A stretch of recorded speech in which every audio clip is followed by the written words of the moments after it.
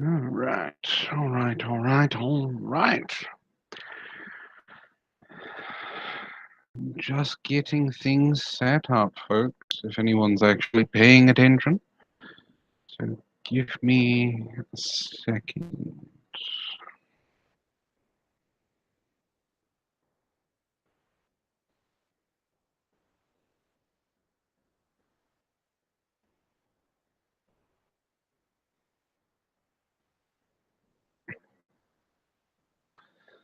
All right.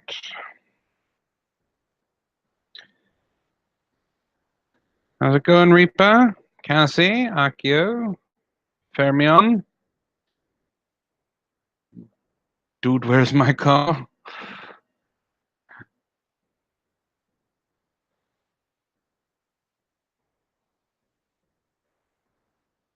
Oh yes, if it was a roadster, they stole it. It's in pieces.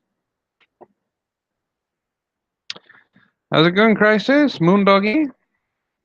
Wow, people are filing in just to hear me read something. I'm flattered.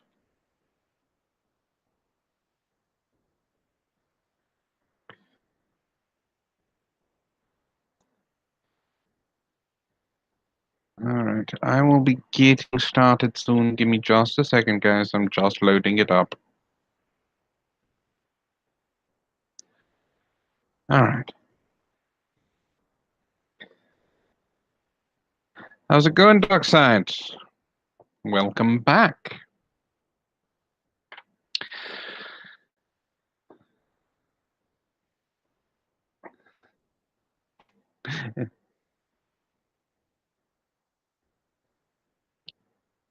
How's it going, Clausen?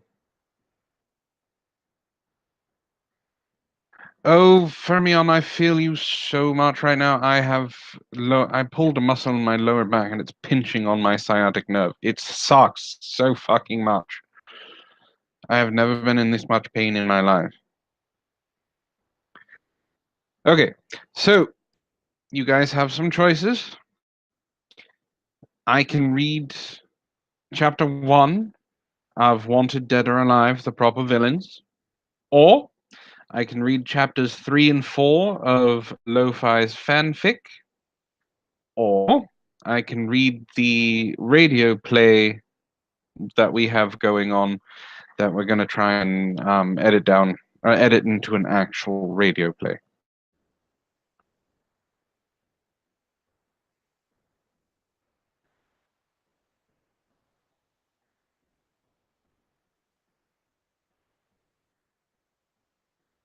So, one for Wanted Dead or Alive, two for the fan fiction, or three for the radio play.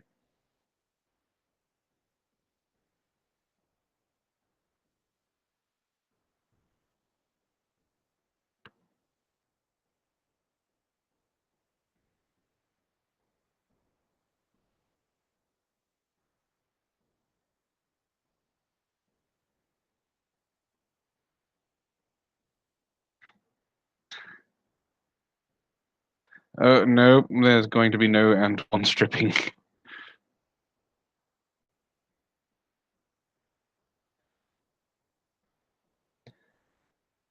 All right, so you guys want to break me first by having me read Lo-Fi's fan fiction. All right, I see how it is. You don't want anything. You don't want anything to do with the thing that I labored so hard for. It's fine. It's fine.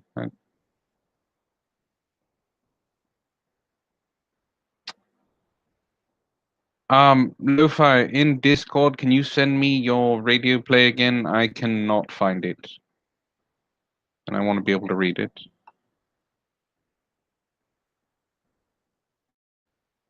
Oh yes, stripping is for the Patreon only hangout, and if you need a minimum of $25 to be in that one, $25 a month.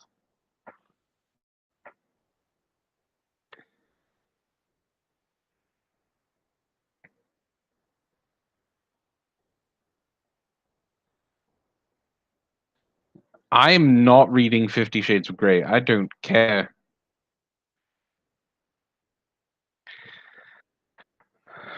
All right.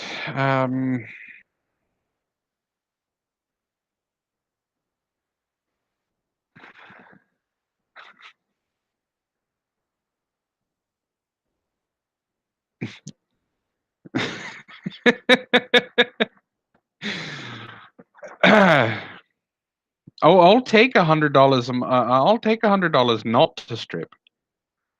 I don't know if anyone would actually pay for that though. Okay, so we will start with Lo-Fi's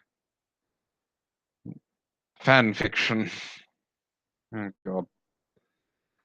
Oh god, this is gonna be bad.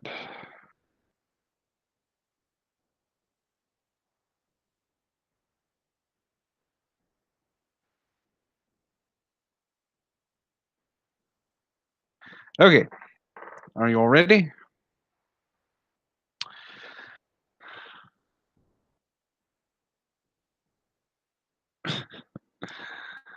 Hardwood. Is Lo-Fi in the chat? I want to make sure she's here. She is not.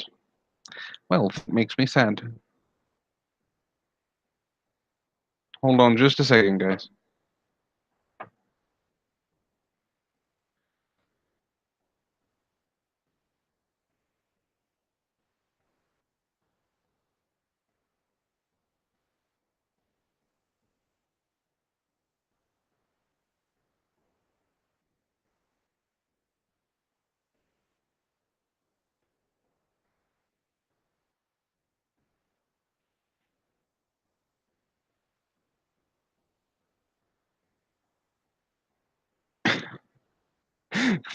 Thank you, Akio. I'm sure she'll join when she can. There she is. Okay. Lo-Fi, I need you to send me the radio thing again. I have no idea where it is. I saved it somewhere. I put it somewhere. I don't know where it went. All right. Oh god. Just to let you all know, Lo-Fi just finished this about a half hour ago.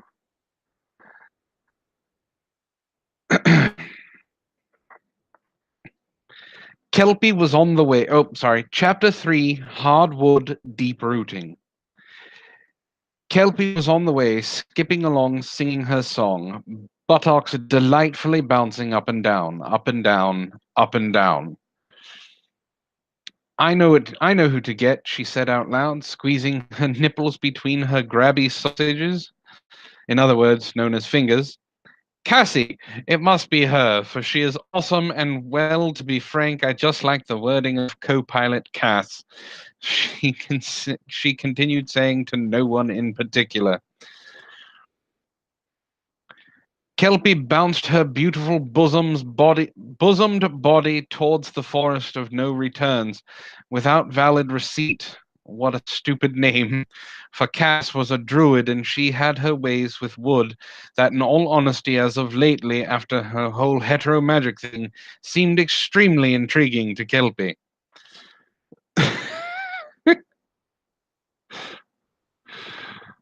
Uh, the second she spotted the woods, Kelpie had to stop for drool.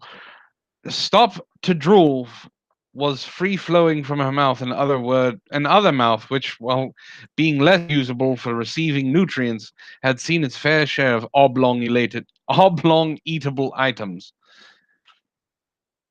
She wiped the drool from her lip and scratched her triangle of power, and yeasting was bad due to last night's carrot incident, but alas, she pressed on. Triangle of power, that's all right.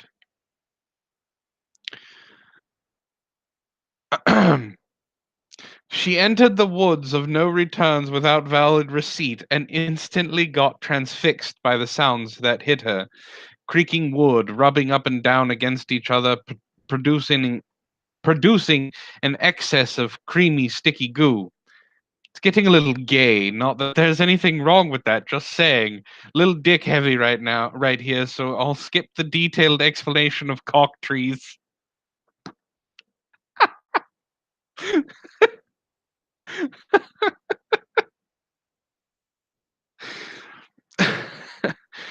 Kelpie was instantly on her knees, screaming in pain. No, wait, pleasure. Grabbing her tube of happiness. No, wait, it says rubbing. I'm just going to skip this part. It gets a little graphic.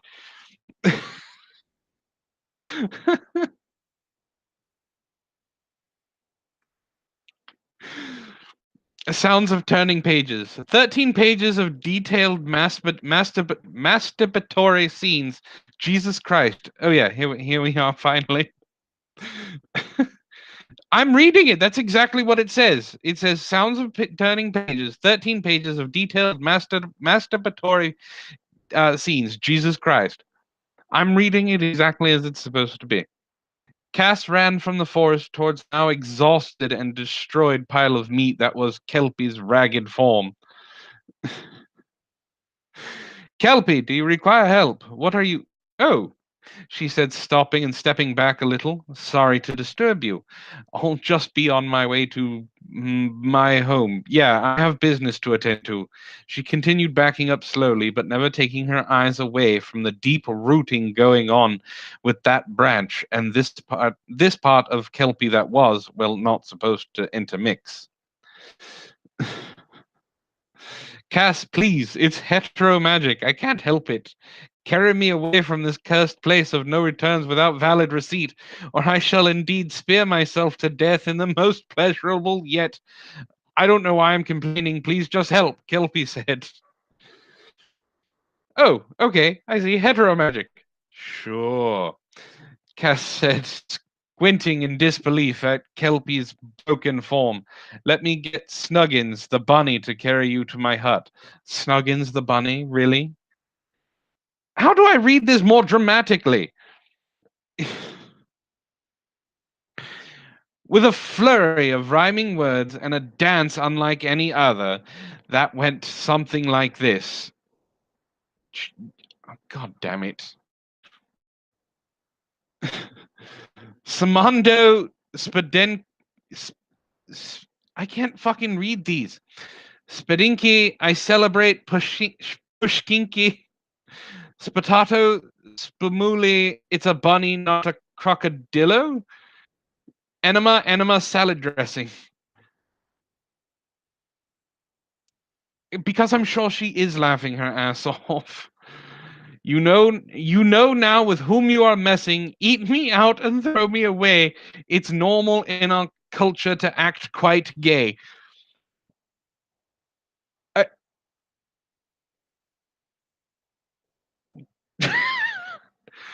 Lo-fi. That I, I don't know what to do with that. Uh, hmm. You know what? We're gonna go. We're going to power through. We're going to power through. That's what we're going to do. The dance consisted of grabbing her just stunningly large breasts and bouncing them up and down, slapping herself in the face multiple times, not caring this is what was required to get the assistance of Snuggins the bunny.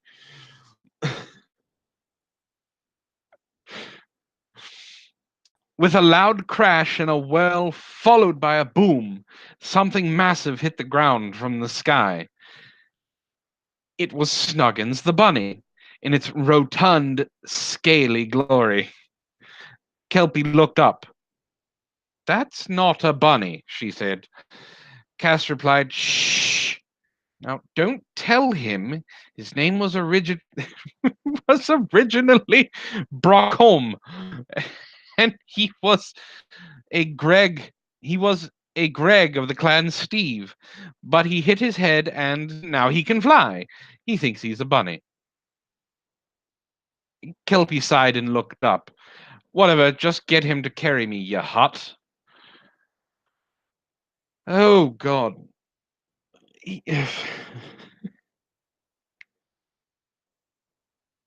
Chapter that at least the chapters are short. Chapter 4, the correct fellatio.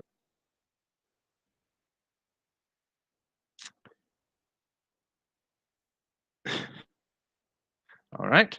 It was not long after Kelpie was relaxing in Cass's scarily pink home, Snuggins the bunny having left shortly after. It helped that this was pink. Nothing turned Kelpie on. Well, maybe a tinge when she looked at Cass, but that was normal. There was something about her that. Great, it's turning lesbian now. Move on. Oh, Kelpie, what brings you to my domain of wood? Cass asked. Oh, you see, Cass, I need a crew, for I was hit with heteromagic and I crave cockies. So I have been tasked to leave on a terraformer, and I need a crew of 4 besides me, or 5, I don't quite remember. I can't be asked to look it up in the prior chapter to correct myself. 4 or 5 crew members, so I can spread the word of the Axians. Kelpie replied.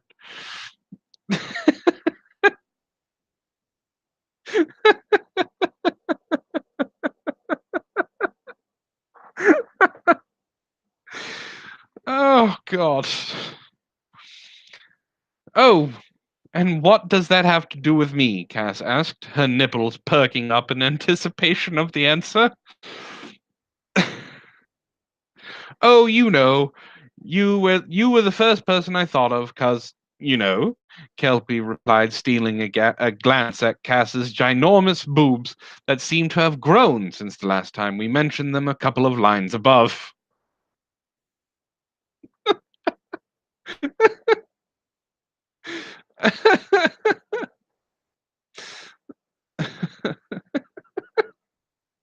Oh my god.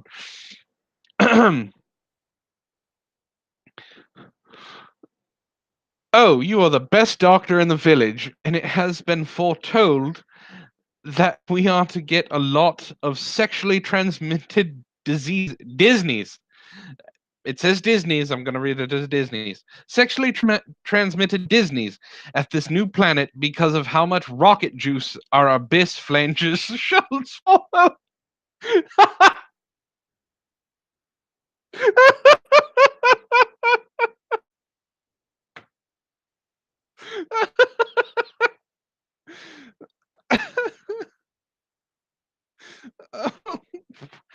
What the fuck, Lo-Fi? Abyss flanges. All right, that's a new one on me. I've never heard them called that before.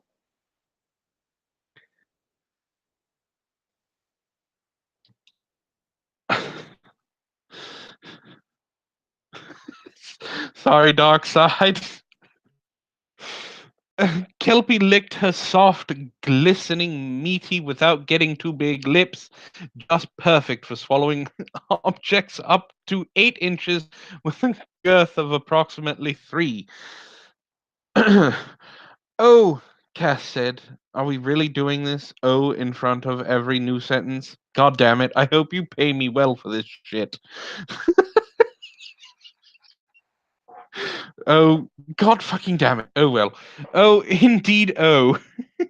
I see what made you think of me besides the whole doctor thing, Cass said.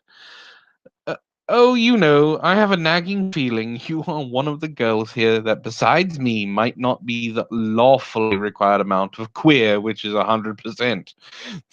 The statistics have shown, and you do live in a forest of sexy wood, and you have a male slave that does your whim when you show him your milk squirters, Kilby said.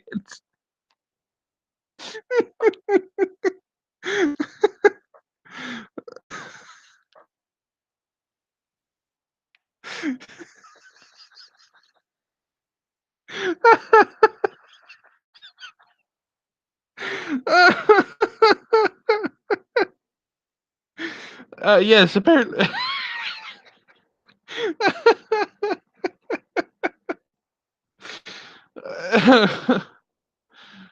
No problem, Edward. Oh, I see. Oh, indeed. I can't deny that I, on occasion, have a romp with a bad dragon product, handmade dildos of your favorite fantasy beast or animal, ranging from horsecock to demigorgon member, as made popular by the hit series Stranger Things on Netflix. Season 3 has been confirmed. Please sponsor our stream, Bad Dragon.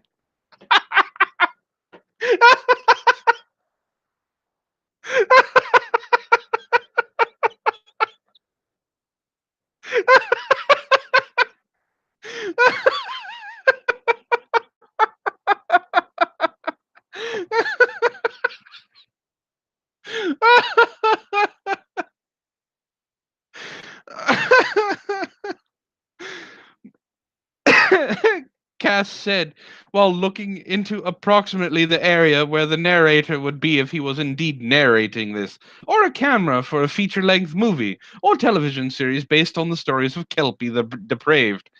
All the while, she was lining up just massive toys of every animal and monster known to man, with questionable amounts of white sticky goo lube that made it all the more fun to play with.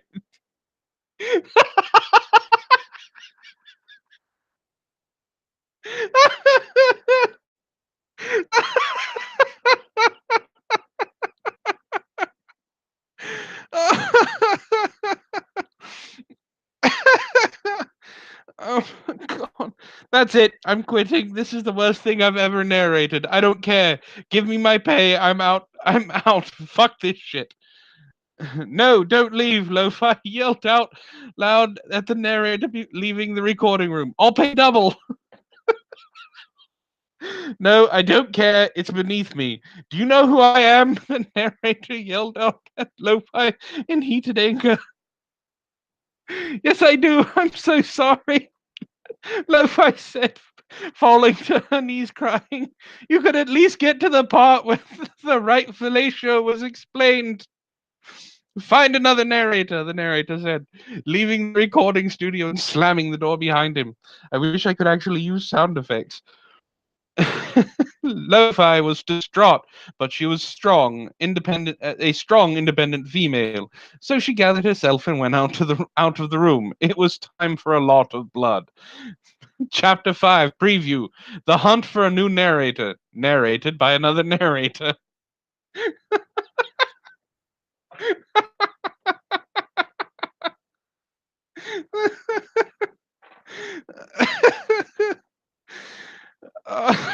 Oh God! All right, and that's all that we have for now for Lo-Fi's fan fiction.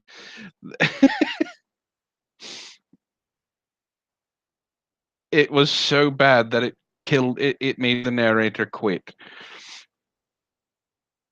Oh God!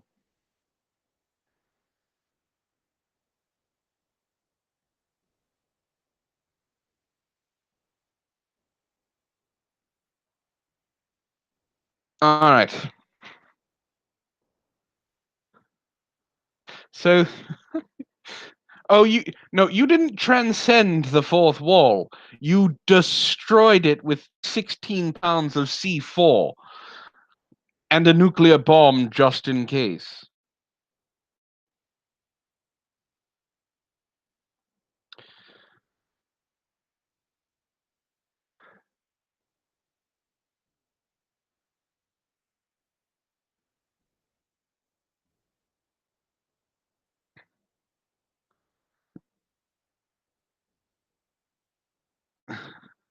Okay, now two things left.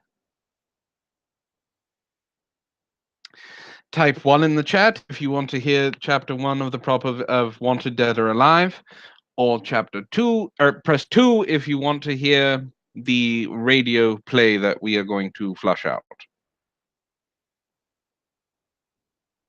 Reaper, do you actually have a car like that?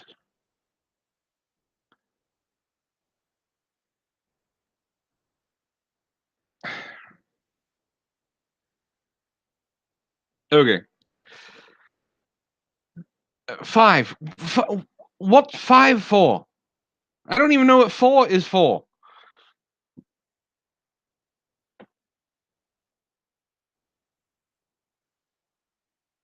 I wish I had a car like that too. Oh, did they really? Oh, well. Goddamn. I don't want a waste of a vehicle. 6. You're not making it any better. No, no, there will be no stripping of Antwon. 5 is not to strip. Oh, well, is 5 sexually stripping or not to strip? I don't. And then what is 6?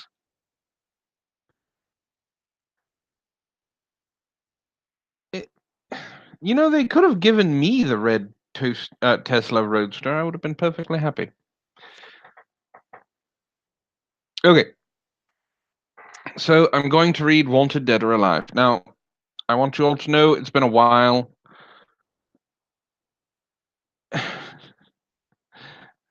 I know about SpaceX.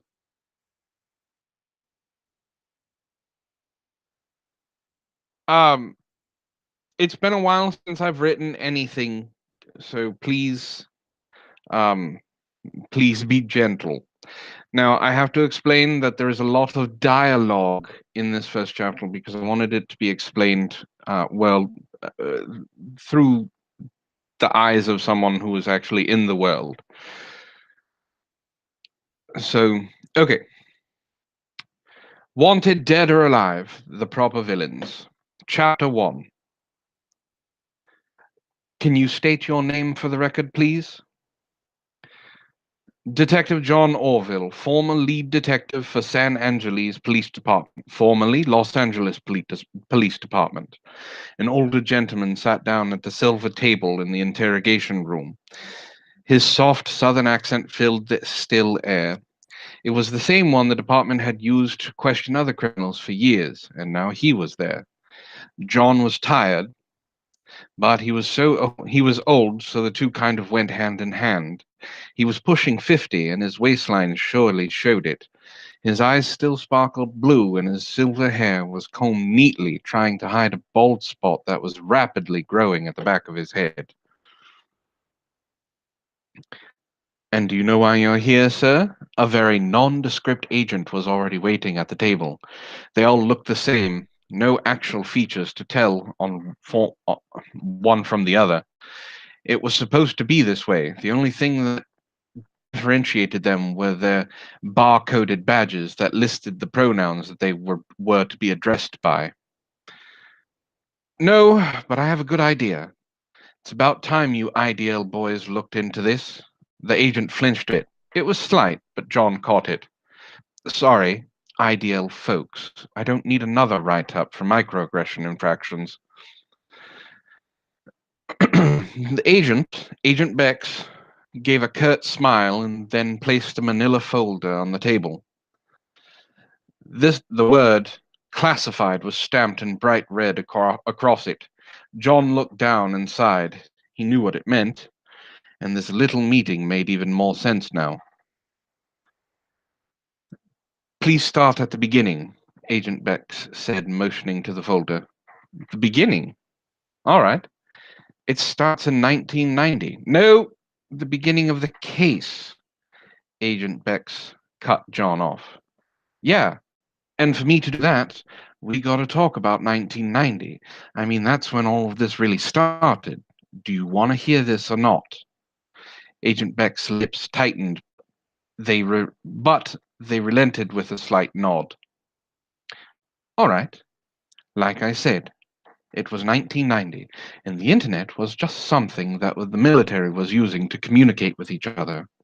That was until someone got the bright idea to package it up and make it family friendly. And bam! The World Wide Web was born. Now, we got to jump from there to 1995. You see, in 1995, the internet was the wild, wild west.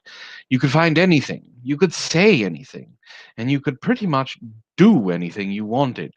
Around this time, we started to see what we now call black hats and white hats starting to emerge. Now, around the time things started getting serious in cyberspace, there was a group of black hats that gathered up a bunch of information. They found something on the president at the time and even the director of the FBI. So that's when you folks were formed. The IDL, the Internet Defense League. You boys started cracking down on cybercrimes, and soon enough you found all those black hats and scrubbed them from the internet. I don't know what they had on former President Clinton and Director Mueller, but it must have been mighty important. John reached into his pocket and pulled out a small crumpled pack of cigarettes. He offered one to Agent X, who shook their head quickly. Detective Orville then placed it to his lips and sat forward. He opened the folder and spread out a few of the documents. Whatever information they had was enough to put the fear of God into the whole down lot of them, because they gave you folks carte blanche to enact any kind of laws you needed to protect the people from evils of the internet. And you boys sure went crazy. Agent Bex visibly flinched again. John saw it, but again chose to ignore it. This time he continued. First went saying whatever you wanted in comment sections of articles or videos. Then things deemed too offensive got wiped clean. And finally, the lockdown of extreme political ideas.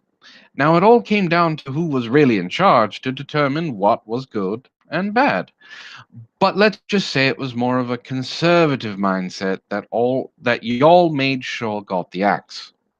But there were good things too in that time. Cyberspace got bigger, faster connection speeds, advancement in technology, and a space where you could feel secure in the fact that no one would scream or holler at you. People got smarter, well, in ways of maneuvering through the internet. This did split the web, though. We now had a place where the black hats went to hide, and you IDL were always searching for ways in and trying to track them. The dark web was formed, or deep web, whatever you prefer. Both are technically right. Now, these places, they were still the wild, wild west. So the moniker Black Hat was fitting. You could buy whatever you wanted in these places for the right price. Guns, drugs, people, children. It meant it wasn't a safe haven in the least. But the black hats thrive, just like in the other half. Now, white hats are what y'all call innocents now. People who live their lives following the rules, not straying too far outside what y'all have declared as law. Black hats, of course, are anyone who doesn't, making things simple. Anyway, that's how things were back then. John pulled out a picture of a young girl no more than 20. She had blonde hair and a bright smile. John's lips pursed together, causing the unlit cigarette to push upward. And then 1996 happened. This little white hat girl, he pushed the picture towards the agent. She was too smart for her own good. She got accepted into to a really good school, one of those new tech schools that started popping up everywhere, promising all sorts of things. She had her whole thesis already planned out from day one. Like I said, too smart for her own good. She was going to document her journey through the darkest parts of cyberspace. She wanted to see how deep things actually went. So this little white hat girl, she dives in feet first, not having a slightest care in the world for what she might find. Well, she went deep, breaking through firewalls, passing through hidden sites. She went as far as one could go. And on a rather busy night, that white hat girl, she passed out at her computer. When she woke up, staring her in the face was a sentence in DDoS. It simply said, execute a protocol, yes or no. How do you know all this? Agent Bex interrupted. It's like I said. She was documenting everything. It was in reams of journals, each breach in a firewall, each hack, each move she made up until that protocol showed up. She documented everything. Now, you gonna let me finish, or do I go smoke this cigarette now? Go on, the agent said quizzically. So, as she documented, that little white-haired girl, she made a choice, and we believe it was the last choice she ever made, because the journal entries stops after she says she's going to hit yes. So the saying goes, curiosity killed the cat. In this case, curiosity sent her flying across the room with a jolt of electricity. Or so we believe. See, she didn't write anything else after that. But the one thing we do know is that the enter key on her keyboard was melted. We found her 6 months later in some rundown hovel of a hotel on what used to be Skid Row. She was in the same dress she had worn that day, and well, she had killed someone. Now, you may be too young to remember this case, but it was the first case of one of the IDL being killed. She had cut off their hands at the wrist, pulled all of the teeth out, and smashed the agent's face to the point they couldn't be recognized. It took weeks of detective work and reconstruction of the skull to figure out who it was. John shifted through the papers and his hand stopped over an image of an old Hewlett Packard. His fingers twitched as he grabbed it up quickly. The cigarette pressed between his lips quivered slightly. The best we can tell, that jolt crossed some wires in her brain. All she says now is two things. Wait, she's alive? The IDL agent looked shocked. Hmm? Oh, yeah. Sorry if I gave you the impression that she's no longer with us, but she is alive and well. She was not the victim of Antwon. How's it going, Ted?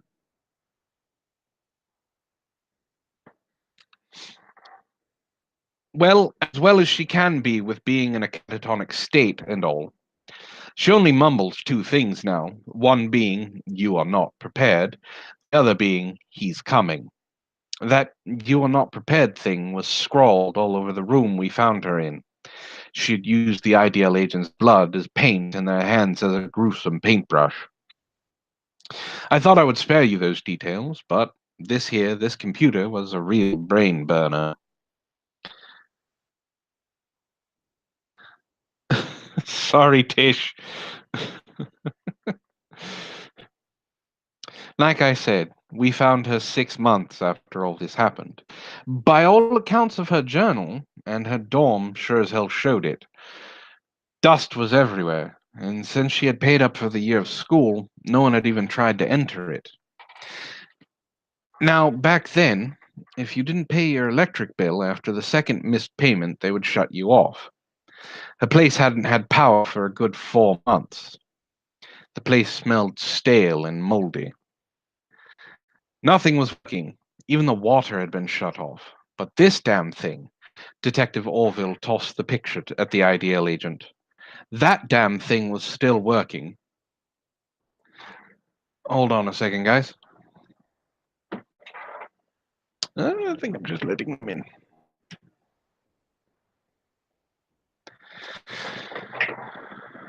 All right, that damn thing was still working. No one could explain it. On the screen in blood red letters, it stated, "You are not prepared." Just like she had scrawled all over the damn place. We even unplugged the thing and it was still going. We had techs look at it and they couldn't find any internal battery or anything that would make the thing still work after 4 months of no power. So, since the case was pretty much open and shut, it got put in evidence lockup. Now, here's the funny thing about that Hewlett Packard. The guy over in evidence lockup, he noticed something about it. It took a few months, but he started to see the color fade. He figured whatever was powering it was finally dying. But after about a week or so, he saw the color start to brighten again. He told me it was like a pulse. He watched it for a while, and each time he was near the damn computer, he got the feeling it was watching him. All right, have a good one, Tish. Now, here's the thing that's really going to bake your noodle. That little white hat girl, she got seen by a ton of doctors. By my count, she's been seen by a total of 10 over the years. So this newest doctor, with all of his new cybernetic enhancements and shiny new diploma, he gets an idea. Something none of the other doctors had ever tried, by my account. Almost 20 years to the day. Evidence lockups. Evidence lockup gets a call. The doctor is requesting the computer. Now it's 2016, and we've already been through the new wave of technology, right? So evidence sees no reason not to let the doctor have this old thing. All right, Tish. It's been collecting dust. Damn thing's still on, though. The color has been changing faster and faster up until this point, like a heartbeat. John reached into his pocket and pulls out a lighter. Agent Bex cleared their throat and pointed to the no smoking sign. The detective lighted the cigarette anyway. Trust me, when I'm done, you're gonna want one. So what happened at the hospital, Detective Orville? Agent Bex asked, more than a little annoyed, while waving away the smoke. Yeah, well, that doctor set up the computer in that white hat's room and showed it to her. Words and all. You want to know what happened? Tell me, Detective. Now, first let me say this.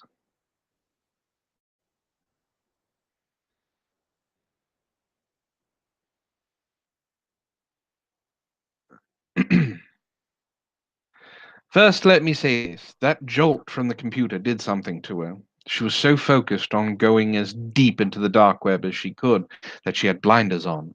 That jolt crossed some wires in her brain. I believe that it pushed everything she drove past to the forefront of her mind. It's all she can see now. All the evil of the internet. Sad, really, if you ask me. Can you get to what happened, Detective? The last word made it clear that the agent's patience was running thin.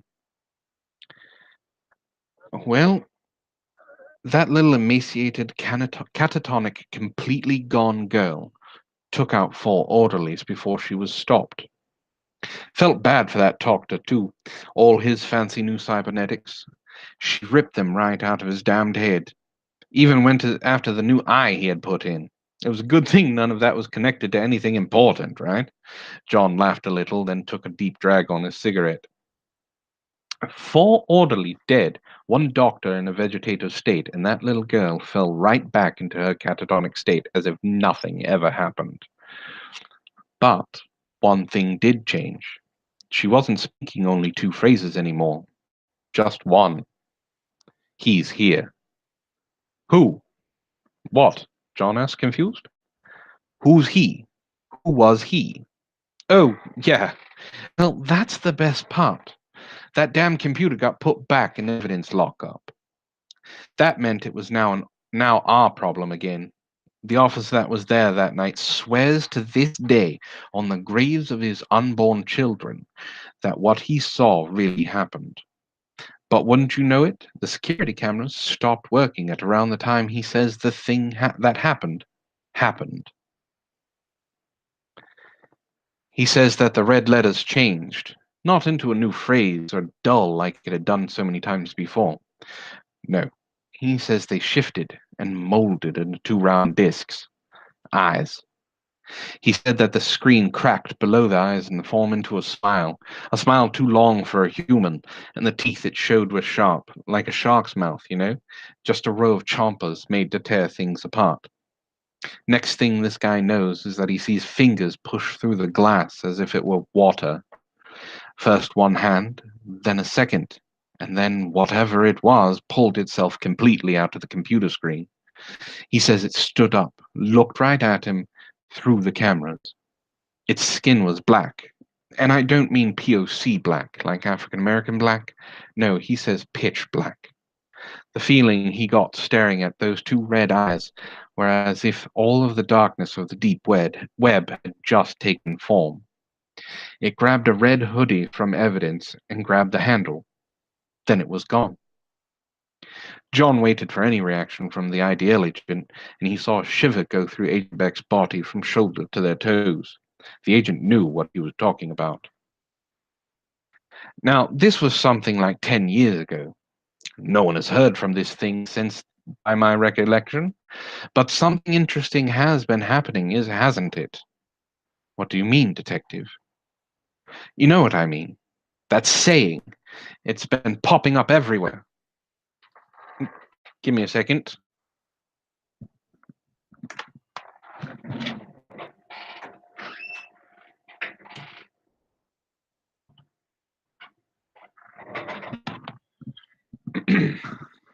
Sorry about that. Still at work. You know what I mean. That saying. It's been popping up everywhere. You are not prepared. It's been at hundreds of crime scenes all over the country, not just here. You know what that thing is, or you think you have a good idea, but you don't know everything. That's why you're here talking to the defunct detective, the detective that was hunting a ghost, right? John was getting agitated at the cool demeanor of the IDL agent, and it was causing him to get flustered. But it isn't just the saying, is it? That has become a rallying cry for the Black Hats now. You know it. They've been breaking protocols and laws left and right. 2 years ago, they held a free speech rally. The last free speech rally was held in 1999. You're getting more calls because of microaggression violations, pronouns being refused. I've seen it. We all have. And on top of that, you are here for information on the others. The others? Agent Bex raised an eyebrow. They were unsure how the detective had figured all this out, or that there were others. This one. John picked up a picture of a blurry image of a dark-haired woman from behind. He threw it at the agent and let it slide in front of them. Age, unknown. Race, unknown. Location, unknown. Eye color, unknown. Hell, we're not even sure if they are a woman. Alias is Lo-Fi. She's been connected to murder, breaking and entering, kidnapping, and a slew of other crimes. I have a file cabinet in the back that has a whole drawer filled with cases connected to her. They call her Lo-Fi because they believe that's how she maneuvers on detective. Low frequency, old tech, outdated cybernetics and equipment. No one's ever seen her long enough to even get a clear picture. John slid 4 other images of 4 separate women towards Agent Bex, and each one looked completely different. Hell, each of these women could be her. No one knows. But that phrase, that is her calling card. That is its calling card. How did you? I know about them all. Detective Orville cut them off. I know about the so-called cyber terrorist you're looking for. That the Asperian breach way back in 2017, the one that stole credit information from millions of people. They bragged that they could never be hacked. That their firewall and defenses were impenetrable. I know that firewall was manipulated after it happened with that damn phrase embedded in it. That wasn't shared with the news, the public, or even low-level IDL members. Only white hat brass is supposed to know this, right? Zellstrike, one of the worst black hats that have ever graced cyberspace. I have another drawer filled with cyber crimes attached to them. The bank that spit out millions of credits back to random members. Zell, the power grid that got shut down and held for ransom for the first issuance of all Penthouse magazines. Zell, or what about the Super Bowl feed a couple of years ago? The big screen got taken over and showed hardcore interracial Nazi porn. That was Zell Strike 2. John had to stop himself from laughing at the last part. He and most of the squad room laughed pretty hard for weeks after that. Detective Orville saw Agent Beck's blush, and he calmed down. He had to remember that even though they were IDL, they were still human. At least most of them were. So then you know about the Berserker? Agent Beck swallowed softly. The detective was a font of information, more than the IDL had expected. The Orkkin? Yes. It was an interesting tale. About 7 years ago, we had that influx of otherkin. The IDL made them an identity and a pronoun, and soon after people were getting elf ears, tails, wings, and whatever else the cybernetic surgeons would apply. That poor boy believed he was an orc, and the girl he was with at the time didn't help. But what someone does in their personal life ain't my business. He decided to get the full treatment. Before you all at the IDL made the otherkin surgeries government funded, he paid out of pocket for everything.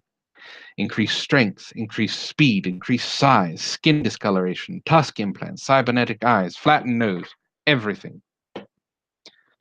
While he was finishing his last surgery for the increased strength, there was a power surge. Now, people were told that this was a power line that got severed because of construction. I know that it was targeted. I know whose calling card was left behind. The cameras show the berserker Brockus in the chair when the lights go out, and when they come back on, the orc is gone. Now I also know from that report he couldn't have walked out under his own power. He had to be carried or helped out. I also know that "you are not prepared" was etched into the camera lens. Detective, how do you know? Because I lost my career trying to find these people. A week after Brockus went missing, there was a television studio ransacked. Thousands of credits worth of equipment was stolen. Things weighing well over a ton went missing in the 20 minutes it took the police to arrive. That is impossible. Unless you have enhancements, he's been connected to violence all over the country. You obviously know more than we thought. Yeah, well, maybe you should have come and talked to me first. I gave my career for these freaks. I told you ideal jokes about Antwon before. John sat back and put his cigarette out on the table. Antwon? Agent Bex asked, confused. The red-eyed thing that crawled out of the computer screen. Yeah, a protocol. He calls himself Antwon. They have a following. The Black Hats see them as heroes. They cause mischief and damage wherever they go. And what is worse is you all have been trying to find them without even knowing it. You know about the pirate webcasts?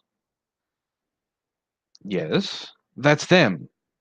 They're flaunting it in your faces. His voice is powerful. When Antwon speaks, people listen.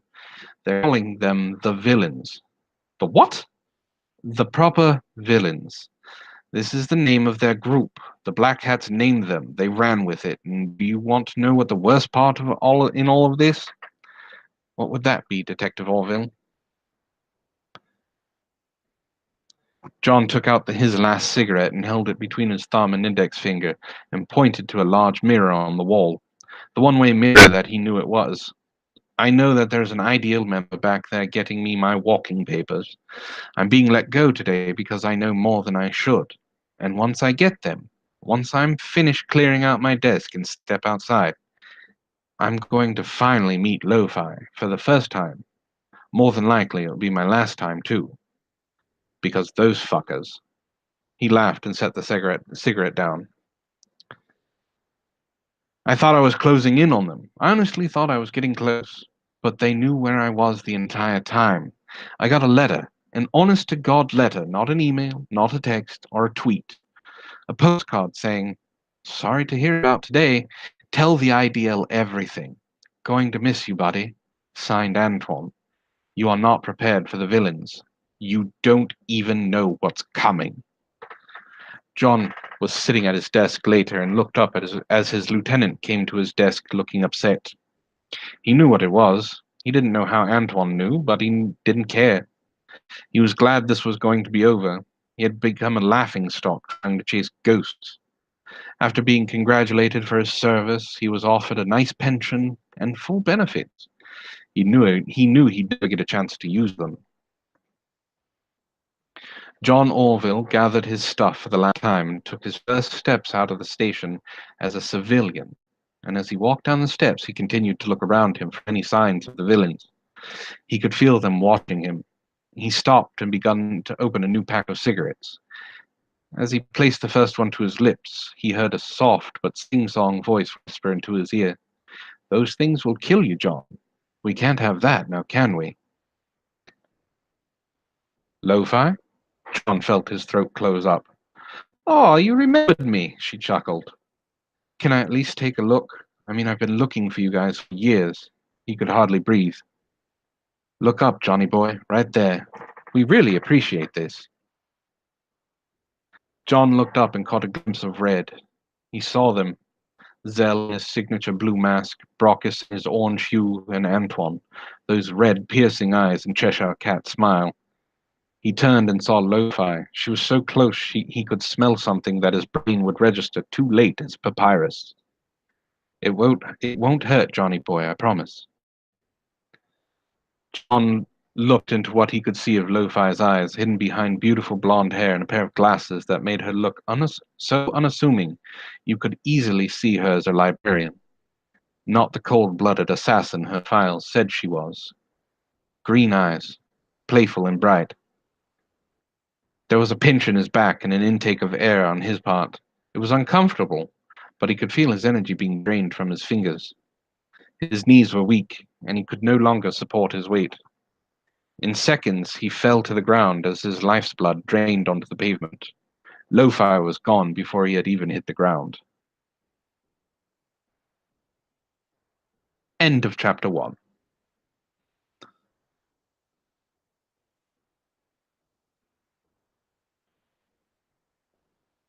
Well,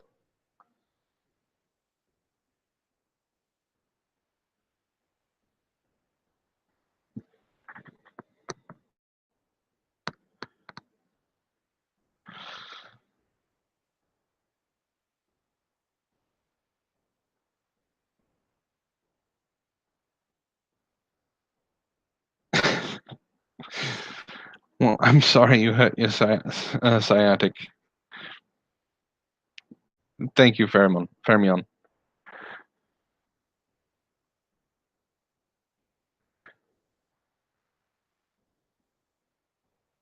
Thank you, Akio.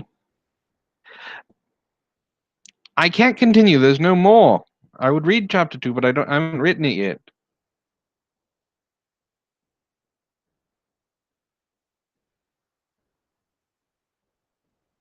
I'm probably going to be working on chapter 2 Wednesday night.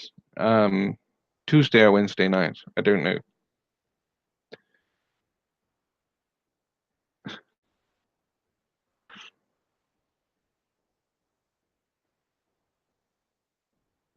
I'm sorry, I have a life. This is the first time I've written anything in a very long time.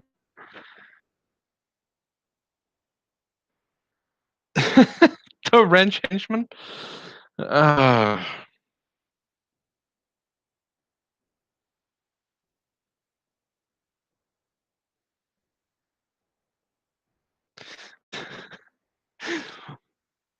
Lo-Fi writes comedy gold in 2 hours. I'm actually, trying to figure out a way to write this into a novel.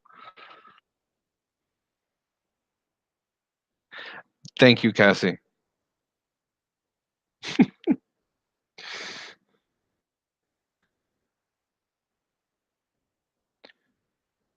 Okay, and I'm asking this honest. Any criticisms, any at all, please let me know.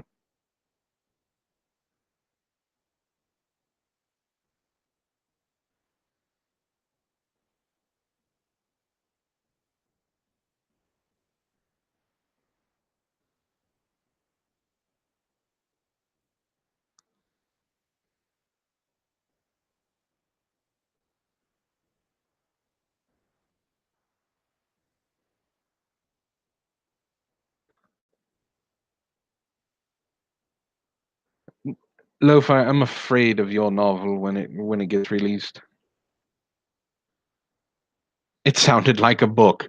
Yes, it's going to be a book.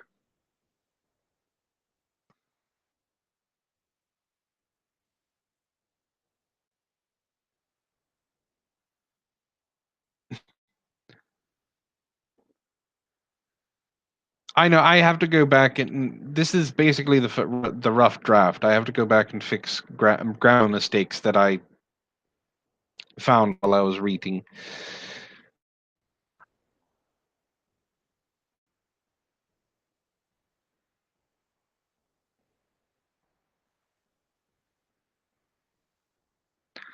Her book should come with a breathing apparatus from people dying of laughter.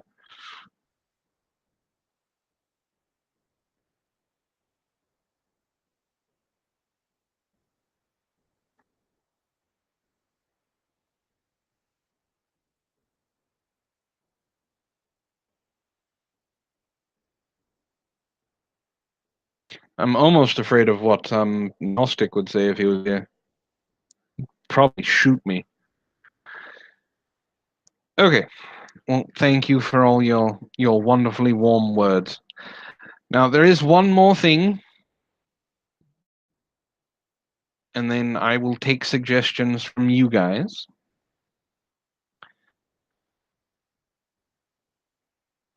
So Lo-Fi got it in her head to write a scene, and she wanted to turn it into a radio play that we're all going to act out and get some sound effects and things for.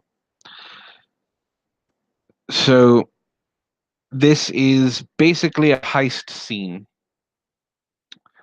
and it's we're going to perform it the best we can. So it's not like Lo-Fi's fan fiction. This is her trying to be serious. Sort of. Oh, that's the thing. Okay, the crimes, that's what I want to ask about. The crimes that Zell performed, does that seem like him? The bank shooting out money um to random people, the him holding an entire grid of power for ransom for all the first issues of Penthouse magazine, and the big screen playing hardcore interracial not porn.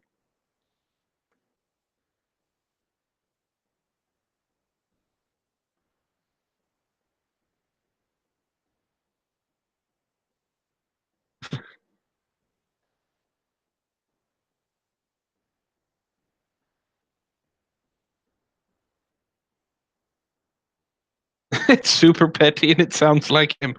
Okay.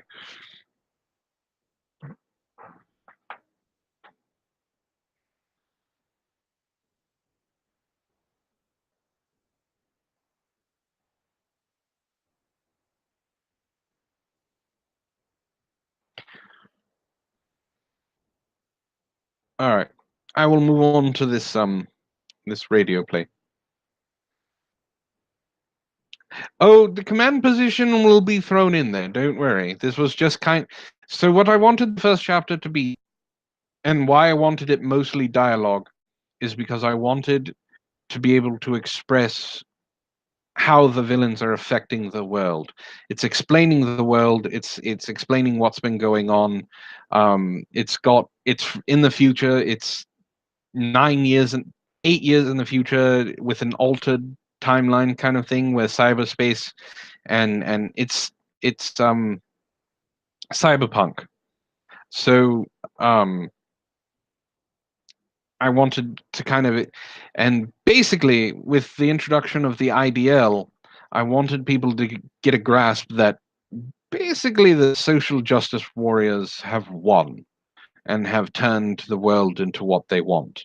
They've got, you know, legal power behind it to create whatever rules and laws that they want on the internet that are affecting the real world as well.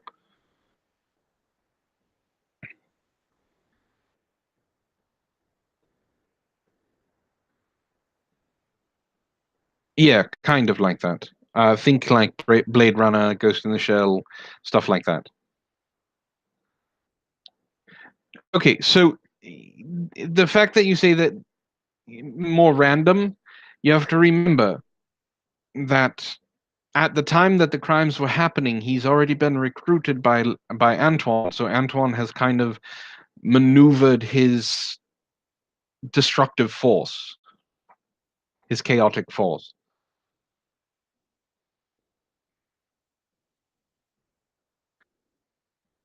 No, Mary Sue is actually. I plan to do something with the Mary Sue. You guys are going to like it. All right, let's get on with this um, radio play. Okay.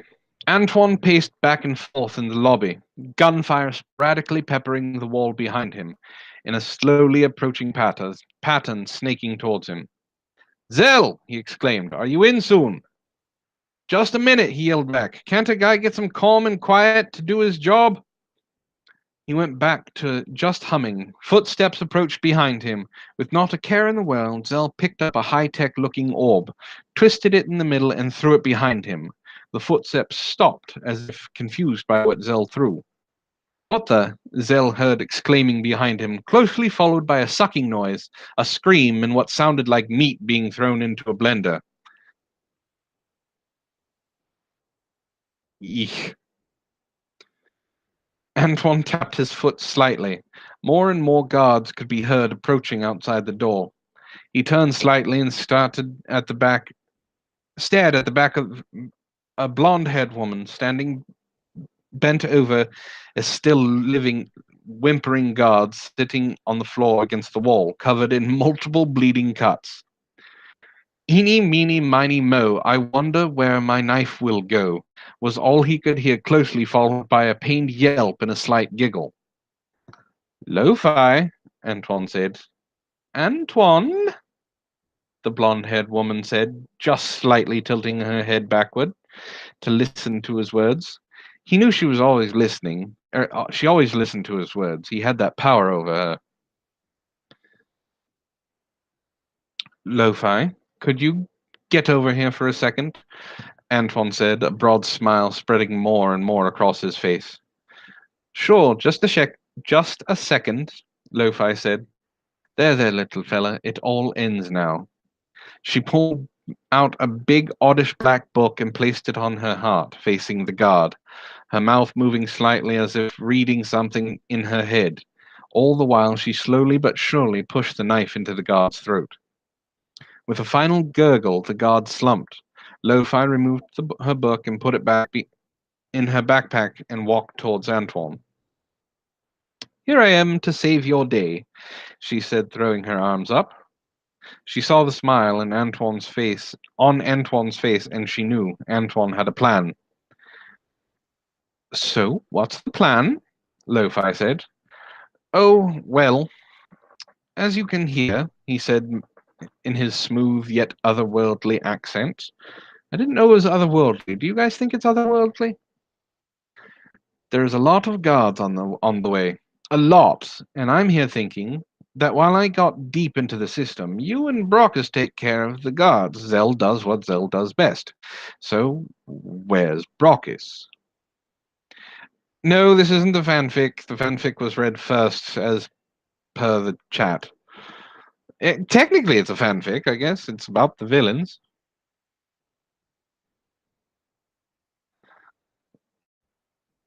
Yeah, yes, but no.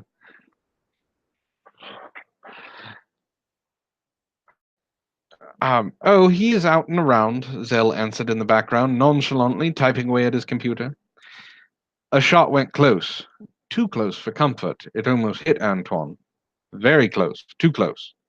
He did not know what the ideal used, but it hurt, even him. Okay, time's up, guys. We need to do it now, Antwon said. Lo-Fi, get Brockus. Place him in front of Zell. Zell, keep hacking, and well, Lo-Fi, when you are done, go nuts. Can do, buddy, Zell said. Antwon turned around and walked out of the lobby to one of the smaller rooms. Okay, I'll need a couple of seconds, Lo-Fi said, pulling out a golden book. Pure golden with a shimmering, unnatural glow surrounding it. I can buy you maybe 5, Zell said, finally getting up, pulling out a strange-looking rifle and firing madly through the wall to the outside. After a good many seconds of non-stop firing. Fuck, I have to reload. Guns are just not what they used to be. This was apparently what the ideal had waited for. They stormed in the front entrance. Lo-Fi was distracted, reading. Zell was reloading on the floor again, humming a tune to himself. Zell had seen it before, but it freaked him out a bit. Lo-Fi's eyes rolled back in her head, and her hair started moving. A glow was seen around the book, spreading up her arms and would soon cover her entire body. Hands up! Put the book and the guns down, the ideal guards yelled, pointing tens, I'm assuming there's hundreds of guns at each of Zell and Lo-Fi. Where's your leader? They screamed furiously at Zell and Lo-Fi. And where's the giant? Where's Brockus? Stomping sounds caught everyone by surprise. The floor was shaking. It was getting louder, as if closer. The guards looked around slowly. Zell started laughing. Lo-Fi had turned almost completely golden. When the wall was on the right burst down, squishing a couple of the IDL members. A huge, bald, big-tusked, muscle-bound monster bounded into the room, as if there had been no wall at all. He looked at the IDL and said in his calm but deep rumbling, "You rang?" The IDL started to turn towards Brockus and started firing. "Ha ha! That caliber gun? What do you think these muscles are made of? I'm an orc." He ran forward, pushing one of the IDL and punching one of punting one of the IDL in the stomach, sending him hurtling through the room, smashing against the wall, slumping down, broken. A roar of rage, and Brockus rushed forward, grabbing them by the necks, snapping easily, and throwing them left and right.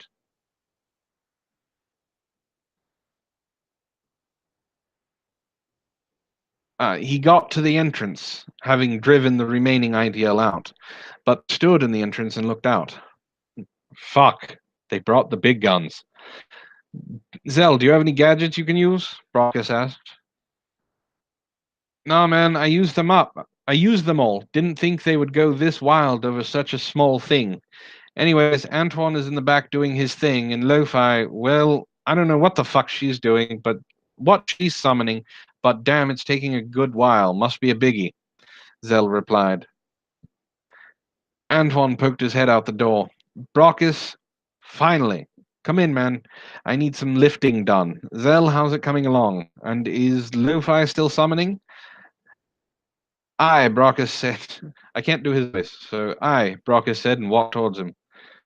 I don't know, man. She's been at it for, what, a good couple of minutes, Zell said, so I'll stick around and keep an eye out. And when she is done, guess I'll have to carry her. What a hassle. Okay, good enough. I sound so nonchalant in this, Antwon said as his head disappeared into the room again with Brockus following him. Footsteps were heard. A lot. It felt like a tiny earthquake. In all sense, any normal people would have felt fear at the approaching doom. Not these people. Not a worry was thought. IDL rushed into the room, carrying everything from riot shields to regular rifles to heavy anti-tank gear, disruptor tech, and so forth. Clearly, they had done a lot of research on the villain and their individual strengths and weaknesses. But that is what made it special to the villains. They covered each other. They had each other's back. They removed the weaknesses. They had their own strengths. And then there was Lo-Fi, the other villain. The other villain still knew almost nothing about her, except that she had some old books, and on occasion she would, at huge, at on some occasion, would at huge physical and mental toll summon creatures from wherever and use her body as a vessel. She was now completely shimmering. She fell to the floor and landed on all fours, in a bestial stance. She turned her head to Zell and said in a voice not her own, deep like 1,000 people were talking at once, "Zell, you better carry me carefully. I'll be useless for a while after this." Zell noted her legs had broken backwards into a more animalistic shape, her finger bones protruding through her fingers as sharp claws. Her eyes turned solid black, her skin turned golden, and her hair growing down her back as a mane. "Oh my god, Lo-Fi, what the fuck did you summon?" Zell exclaimed. "Omet, Devourer," she said. "She talked to me. She craves the hearts of these lesser beings, lesser races." "Lesser races? That's racist. Wait a second. Oh my god, Lo-Fi, I can say nigger now." Zell clapped his hands. "Nigger, nigger, nigger." Oh god. It's my favorite line because it sounds exactly like him. I can't help it. We're going to keep it in. And I can't wait for him to say it. Lo-Fi went into a pounce, landing on the face of the first IDL guard, ripping his head in two. Zell sat up, hefting weird weapons in each hand, and started ruthlessly firing. Lo-Fi pounced from guard to guard, tearing them limb from limb. One unlucky soul even had stomach acid projectively vomited on his face. Ew. Zell, noting not much left for him to do, sat down and continued his hacking, screams and gunfire filling the background, yet he started humming again as if not a care in the world. A while passed, and Antwon and Brockus returned, Brockus hefting a giant something onto his shoulders. Antwon stopped, never losing his smile, and looked at the carnage in front of them. Well, someone's been busy. Zell, are you finished? Zell stood in command position and said, Yes, I'm finished. Oh, and she's out eating hearts of the fallen. Apparently Amut required it, or she will take Lo-Fi's soul, Zell said. Fair enough, Brockus muttered and walked off. I like that because it's kind of like, well, that's how it goes. Antwon smiled. Yes, there it is. Antwon smiled. Happily, he loved the dedication of his team and team spirit of his villains, sacrificing body, mind, and soul for his ideas and plans, and having fun doing it. Antwon looked around and spotted Lo-Fi lying on top of a pile of corpses. A heart clung in her hand, blood around her mouth. He walked over to pick her up. Brockus leaned his head in through the entrance and said, Antwon, are you coming? Yeah, Antwon said, flipping Lo-Fi over his shoulder where she slung unconscious. Any sirens? Haha, no. No, I detected this and I deleted this entire building off the grid. This place does not exist, and neither does all the dead people. They're all unknown entities in the database now. I have deleted our trail. Zell laughed and said from the outside. Antwon followed them through the entrance, out to the sidewalk, and into the night. And that's going to be our radio play. Well, cut down with more scripting and less description.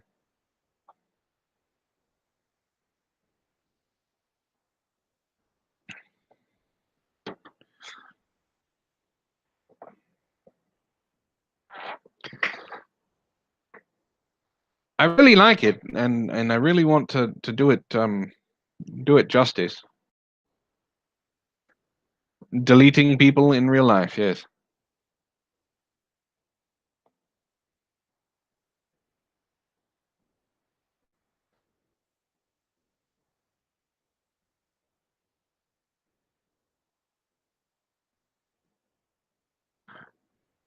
So is everyone going to do a fanfic now? We have Fahrenheit Antwon and proper new villains, and then Commander Wenka, a lesson in sticky situations.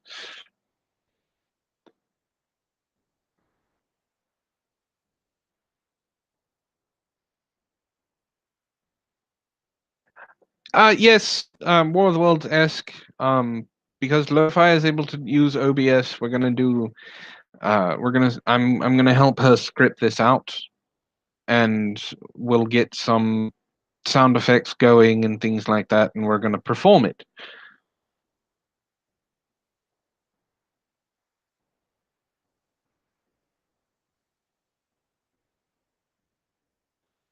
And what I'm going to do is I'm then going to clip that whole thing out and use that for when we need to introduce the villains to anybody. I'll send the link out. And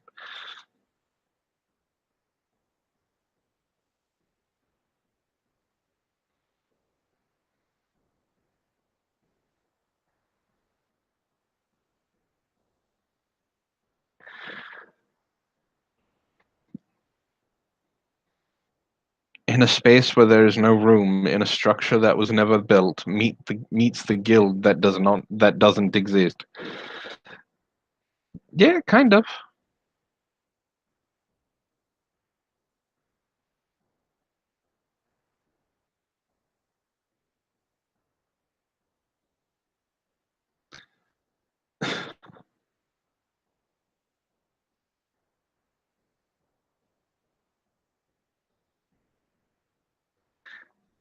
Akio, why? That's horrifying.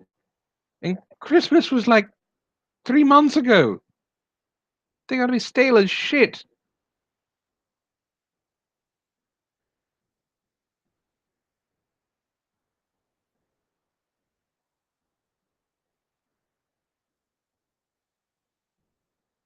What's the card that came from?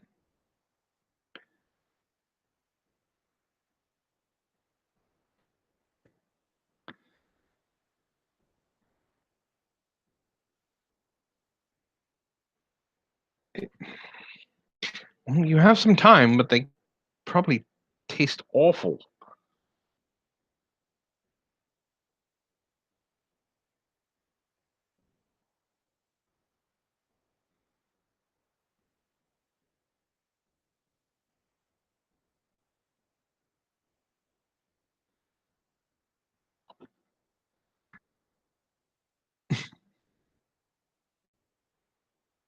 Oh,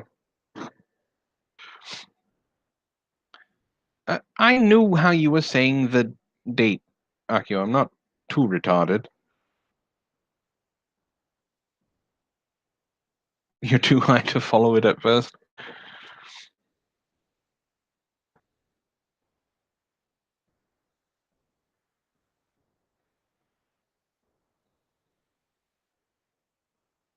That's gross.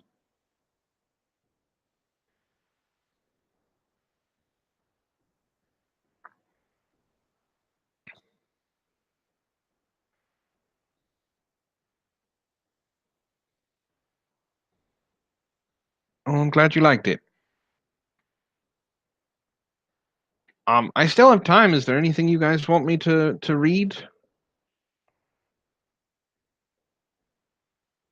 Any I don't know, creepy pastas or anything? All right. See you later, Lo-Fi.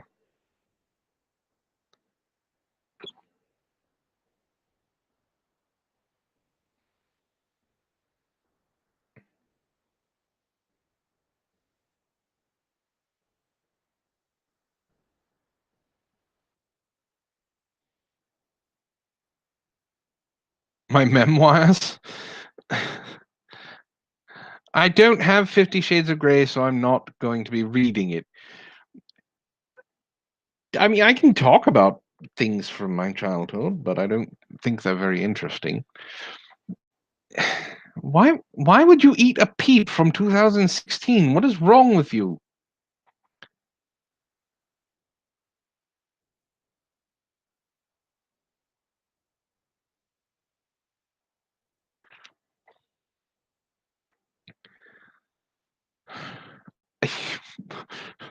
Is it because I don't want to read 50 Shades of Grey? Is that why you want to hear it so badly?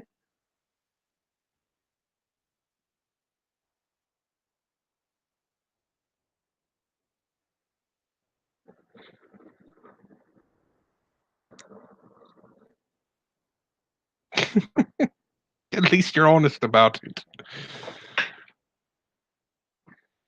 Well, put if there's something like a creepy pasta you want me to read or something like that, put it in the link into the chat.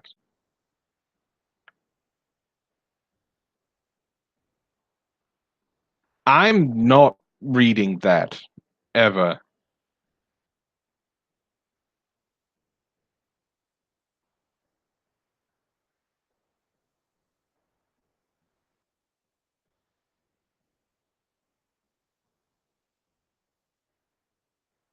We were starved, had no food except the split peas. All this was 1999, and we moved into the house in 1990.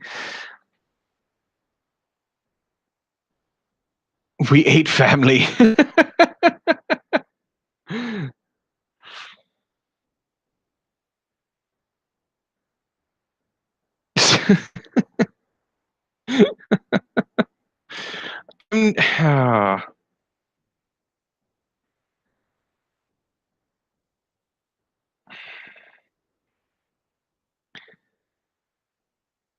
All right, I will make a deal with you.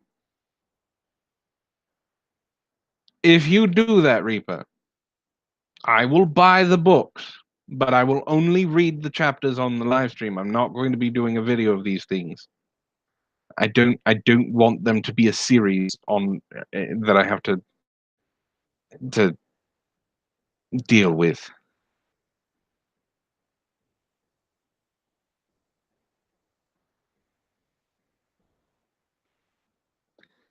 I can haggle. forcing me to read torture.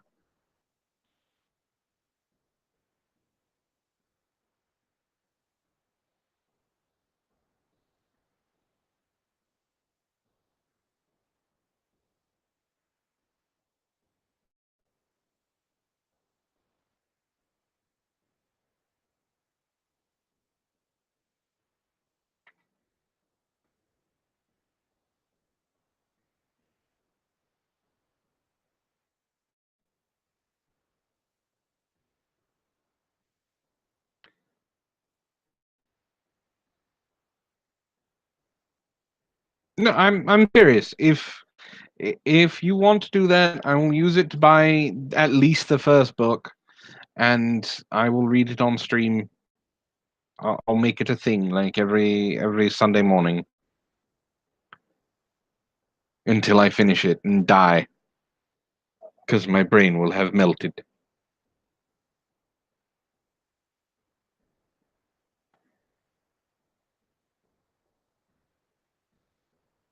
This Marquis de Sade. Ugh.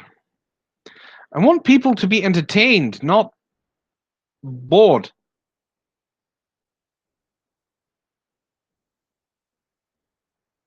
If Reaper is willing to pony up $100, I'm not going to say no to it.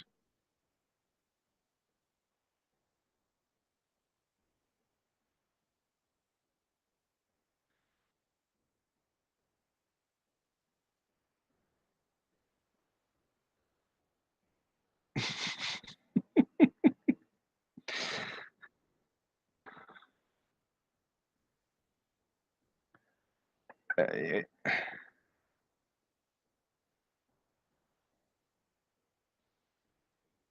I just said I would.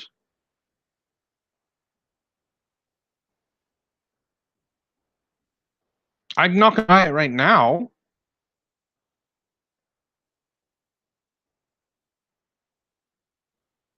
Akio, be quiet. Shush. And I don't buy from charity. I'm a purist. I have the Twilight series. I've read the Twilight series. Do you know how bad it is? The Twilight series is horrible.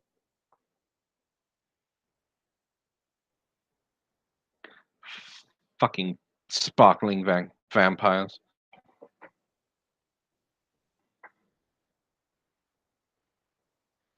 Surprised you guys haven't tried to make me read that garbage. I'm If I read 50 Shades of Grey and Twilight, it's pretty much the same exact thing.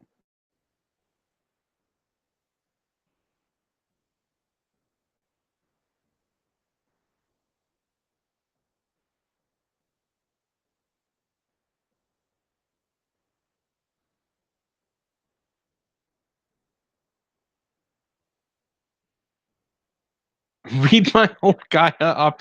I don't even know my login. I don't even remember what my login is.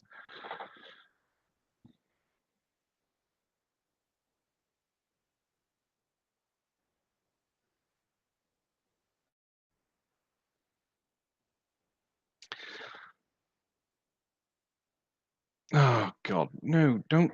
You're horrible. Read Craigslist personals. Hold on a second.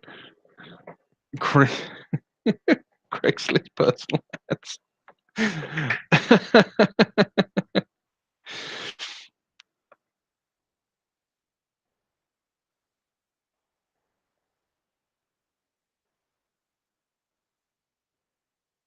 I don't have a phone book. I mean, I don't have one on me.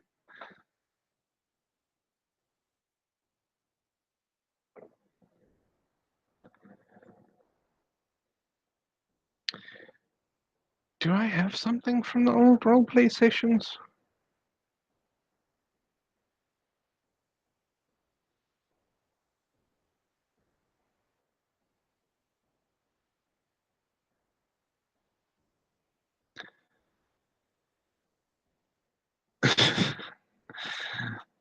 Moondoggy, if there's a creepypasta you want me to read, put it in the DMs in the Discord.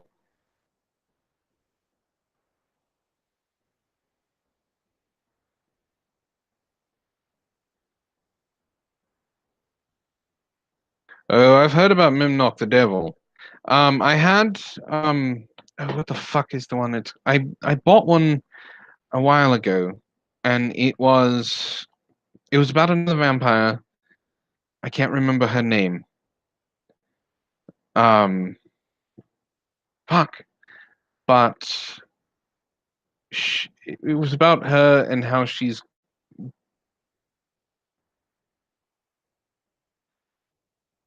I like Stephen King.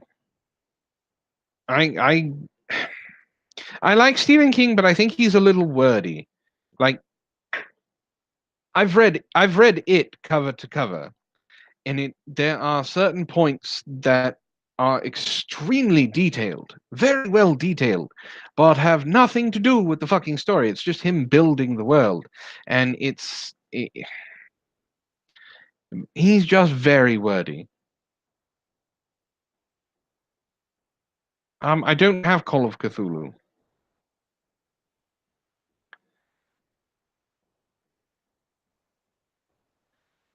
Yes, the child sex scene that they never talk about or never include in any of the things.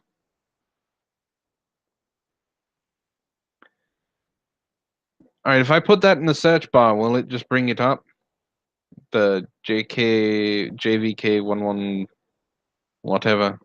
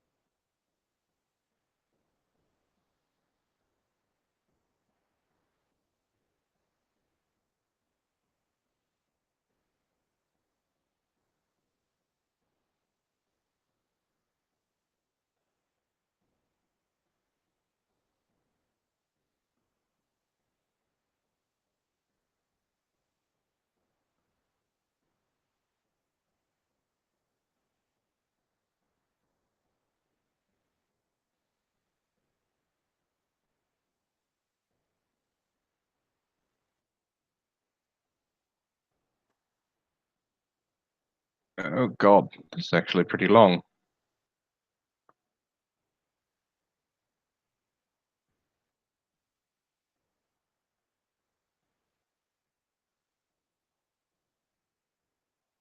Jesus, it's long. All right.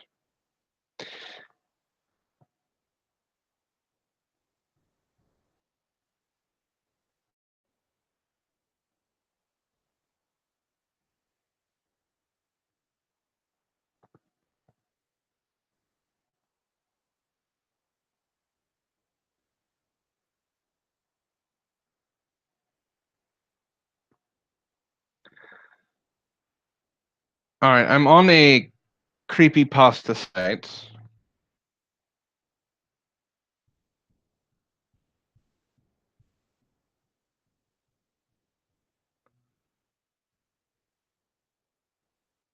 Let's see here.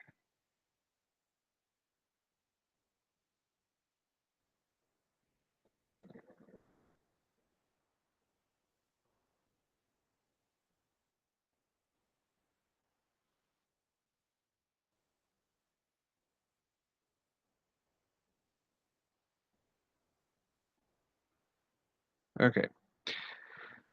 Um. Oh, there's one called Writer's Block. It's not mine, but that works too. Let's see here. I'll read you some tinnitus. I'm actually on that site right now. Um. So I will.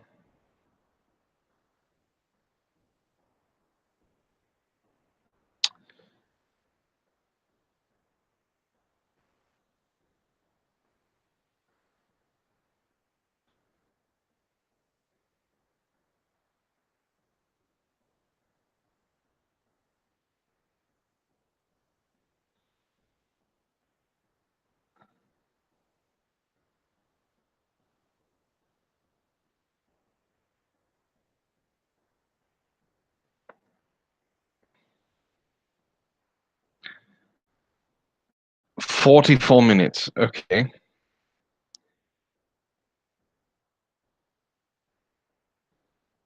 All right. Wow. 9.6 out of 10. Jesus.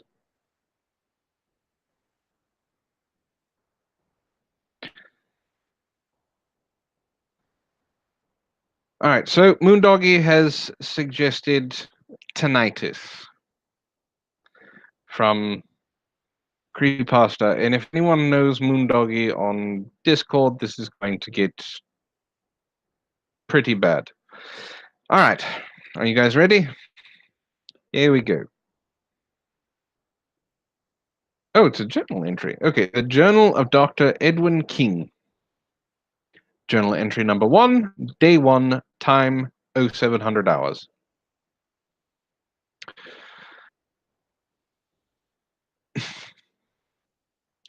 It's fascinating, really, how far technology has come. Oh, more technology. It's been just over a day, and I already find myself gazing in awe upon the distant majesty of our planet Earth's moon from the port windows in the hull. The rest of the I think I've read this one before. The rest of the crew teases me The rest of the crew tease me for my tourist-like fascination with the shimmering nebula and deep blackness through which our vessel swims, for they have made similar voyages, crawling across the rings of our known universe, countless times before. However, I believe that no amount of further training at the astronaut facility could have prepared me to glimpse the eons quite like this, for I am merely a man of science, field biology research to be specific, and I have never ventured so far as to question the contents of deep space until recent discoveries by more sophisticated branches of scientific study brought those contents to my doorstep, and ironically, now I to its. You see, within the subterranean ocean layers of Uranus's largest moon, Titania.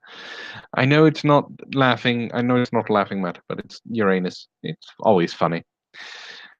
A malicious organism, or rather the corpse of one, was recovered by means of an automatic probe. While the organic life sprouting from within the mantles of a variety of moons and planets within our solar system is nothing novel at this point in mankind's exploration, this particular specimen has left our greatest mind puzzled and obsessed. My reasons for never involving myself in the expeditions to to gather such specimens as shriveled plant life and microbacteria from reaches of space consists of insufficient funding as well as general disinterest. Nothing could be found within those gaseous giants which could not be scooped up from the bottom of a darkened trench somewhere or plucked from the summit of a mountain until now. While most of the information surrounding this organism is classified, I am no ragamuffin to the scientific community, as I was chosen by name for this study. However, I should not flatter myself, as study merely means gathering a living specimen with which more information can be gathered, and my participation was requested undoubtedly due to my reputation as more of a rough and tumble spelunker than a desk worker. I have wrestled with my fair share of anacondas. I'm sure he has. So I'm not too frightened of this thing. Then again, I have only had the opportunity to view this thing through picture and video format, and even still, it was found by our probe deceased with minuscule traces of organic life still active. It's a sort of worm like creature, gelatinous and pale purple, like a large, vibrant leech or slug. One of its most remarkable traits is its lack of sight and smell, which is clearly reflective of its natural habitat, which is these underground oceans in which only sound and sensation can guide such an organism as this. I've seen similar creatures such as axolotl and the Mexican tetra, both of which adapted to live deep within lightless caves and remarkably remarkable sustainability and specialization. Such evolutionary parallels astound me, and I find myself quivering in anticipation at the opportunity to view such an alien yet familiar ecosystem so far from our verdant planet. Yes, it's a specimen from the trenches of Uranus. The true marvel lies in not the organism's environment, however, but in the organism itself, for even in death, this creature secretes a minute amount of potent, clear liquid, just enough to fill a small pipette. The liquid is not corrosive, nor organic, more like a chemical release that must be some sort of defense mechanism, mating ritual, or self sustaining fluid, and thus testing on small rodents commenced with alarming results, which brought biologists such as I and my singular designated partner on the expedition, Dr. Dwight Howard, into the picture. The testing period was brief, as the fluid samples were sparse and too dissimilar to any compound our chemists could reproduce within the confines of our earthly laboratories. However, results were achieved, and rather unnerving ones at that. Even topical exposure of the fluid secretions would induce a slow acting state of depression in the bodies of lab mice, declining all bodily activity until it reaches an absolute catatonic, if not technically dead state at the end of 3 days. Further testing with the remaining samples would show that all bodily functions in the rodents would slowly cease to function with only vague signs of struggle from the subject. It is, however, unknown whether this fluid simply functions as a sedative to the typical nervous system, or if it is indeed lethal and intended more as a venom produced by the organism for defensive or hunting purposes. My mind is a whirl with images of spiders paralyzing their prey for the painstaking feeding process. Leeches and mosquitoes administer anesthetic to their hosts so that the hosts don't notice their gorging, and venomous caterpillars threatening creatures many times their size, all in this alien setting which no living man has yet to step foot in. We will be pioneers, Howard and I, along with our three companions, piloting the ship and taking every precaution in entering the moon's mantle. Kurt McCready, Carl Burns, and Julia Willard. They are a rather polite bunch, and they're all respected astronauts who have been in the business since NASA was shut down back in the early 2000s. But many times I feel as if Mrs. Willard is the only professional aboard the ship. She is a very striking woman, even when wearing the standard issue orange jumpsuit, which the pilots always wear. She is tall, with frizzy black hair tied atop her head, ebony skin, and deep green eyes overshadowed by a stern yet understanding brow, which never fails to reassure me that she is here to do her job without an ounce of nonsense. Kurt and Carl, on the other hand, seem rather unamused to be taking the trip to Titania. As they say, compared to the likes of Mars or any of the moons of Jupiter, Titania is just another frozen little rock, which they evidently do not have the patience for. Mr. Kurt McCready is an oddly gruff character, sporting a bearded thicket upon his prominent chin and a rat's nest of short burgundy hair. He smells of whiskey and does not particularly look at anyone with an expression other than vaguely hazy.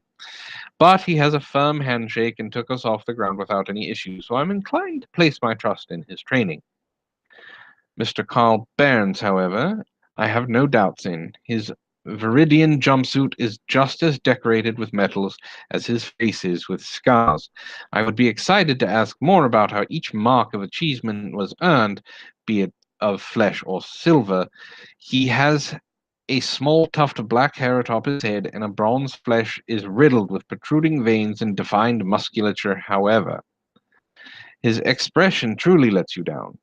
His silhouette is one of some great Native American monolith of a man, whereas his eyes suggest nothing more than an uninteresting vacancy. It's as if he's constantly distracted by some invisible fly fluttering about the room.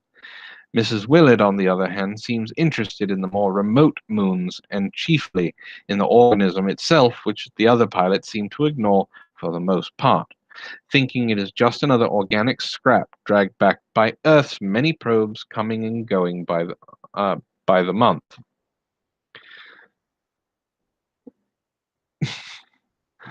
Dr. Howard is rather intriguing, despite how. Give me just a second, guys.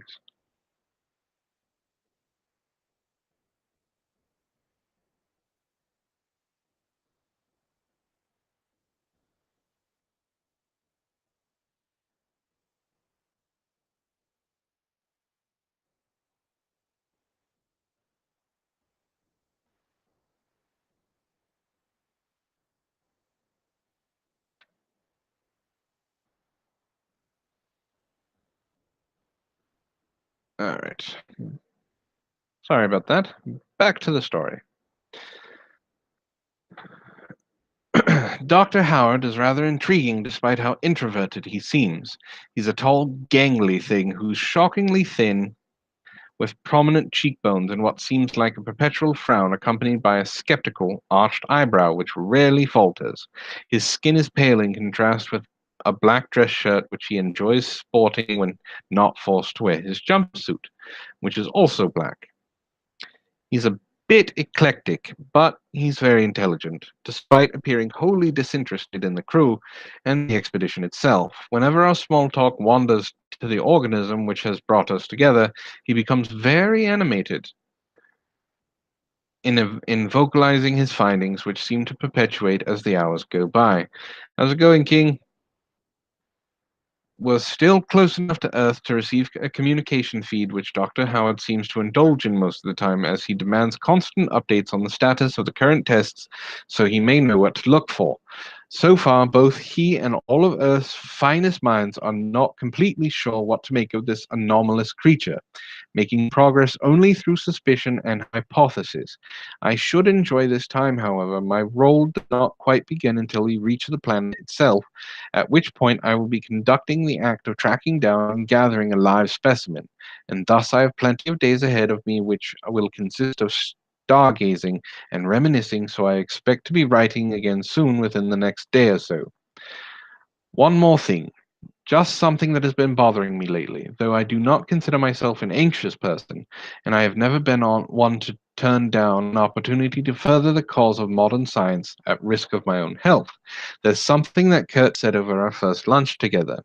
I had expressed gleeful curiosity at the concept of being the first to even experience how this creature interacts with human beings, if at all, and he responded with what I can only describe as superstitious sounding bitterness.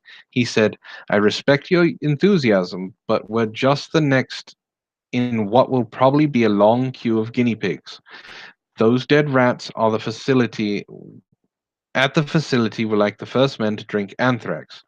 We're merely giving it another try to affirm it was the poison that killed him. I've never honestly had a reason to doubt the decisions of my higher ups because if they have any definite goal, it's profit. Money in my field, however, stems from innovation, and I have never encountered any issues with seeking innovation outside of a few nasty spider bites and sleepless nights in Mexico. Perhaps Mr. McCready is not a man who is in for the experience. But then again, I can't shake the feeling that he may have a point. It is rather strange that we were shipped off to this distant, unexplored moon with only minor animal testing having preceded the expedition. Though I will be attribute I w- excuse me.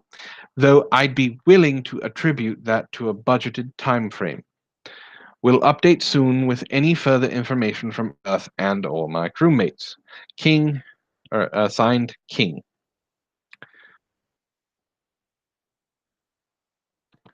All right. Journal entry number 2, day 3, 2200 hours. Okay, it's not as long as the first one. When does the creepy shit start happening? Come on now. We're coming upon the fourth day of our exhibition, and the hours are already beginning to bleed into one another as the pale dot of Jupiter looms unblinking within the inky sea ahead of us. Yes, I said your name. character that is writing these journals is named King. Despite my pained desire to revel in my fascination in the great beyond, I have forfeited the notion that this particular group can be engaged socially. I guess I came just a few decades too late to this whole space business. For when I was a child, digging up worms in my backyard, the final frontier seemed to me like the domain of an unwavering, ambitious, and unmistakably wealthy, neither of which I identified with at the time. Yet, as I topically breeze through the extensive scientific journals published within the last century about extraterrestrial life sent back from back home, I can reluctantly admit that biology is no longer subjective of Earth, and there are countless ecosystems unexplored among these gaseous giants. It, I'm not Magog. No, you worship Antwon, not Magog. I must thank Houston, however. So this is all build up to the last, what, 3 paragraphs? God. All right. I must thank Houston, however, for supplying me with some form of reading material, for unlike my crewmates, I am not particularly accustomed to such prolonged exposure to plastic. How I long to plunge my boots into some warm marsh water and feel the thick, unfiltered air weighing comfortably within my lungs. But for now, I have a task ahead of me, and I must make do with the information feed while it is still an available resource. You see, Houston has warned us that upon passing to the dark side of Jupiter, we will have extended beyond the reach of our furthest satellites, effectively cutting off any communication with Earth and its database. While I can confidently say that the majority of my applicable knowledge will be readily available regardless of written resource, Dr. Howard seems to be taking the situation rather severely. He spent most of the past 3 days buried in his monitors or conference calls, ensuring that not a single stone is left face down when he reaches Titania.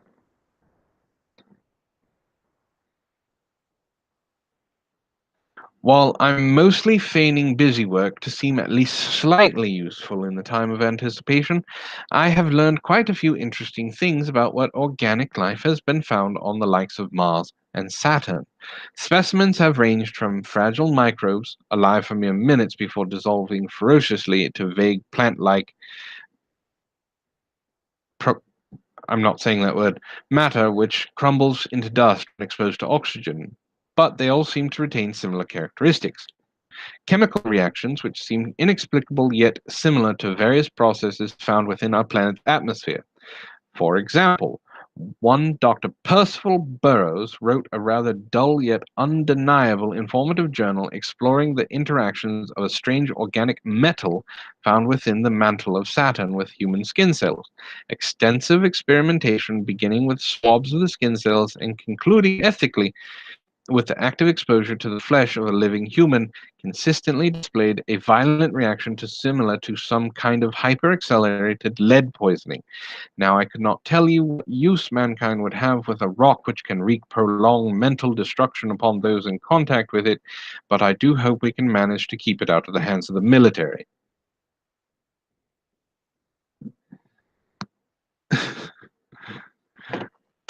There's a ton of build-up. It's fascinating, really, how unknown and it's a lot of jargon. Perplexing the substance of these alien matters can be while simultaneously mirroring effects of interactions which we can actively observe in nature. It's got me thinking more and more about what this mysterious organism could be reflective of in our familiar environment and what it could indicate about what we're bound to find within the depths of Titania. Dr. Howard has affirmed that further monitoring of the mice exposed to the organism's secretion back on Earth have shown gradual decaying vital signs and general stagnation. There are countless parallels to be drawn in the face of a systematic organ failure or whatever it can be classified as. Howard is unwilling to accept any of my theories as plausible without conclusive test results. But in my studies, I have encountered one puzzlingly similar creature, the black widow spider. Its paralytic venom swiftly overtakes the body of its prey to prepare it for consumption, and when introduced to the bloodstream of something far larger than it, a human, localized paralysis, extreme pain, and even death are all possibilities.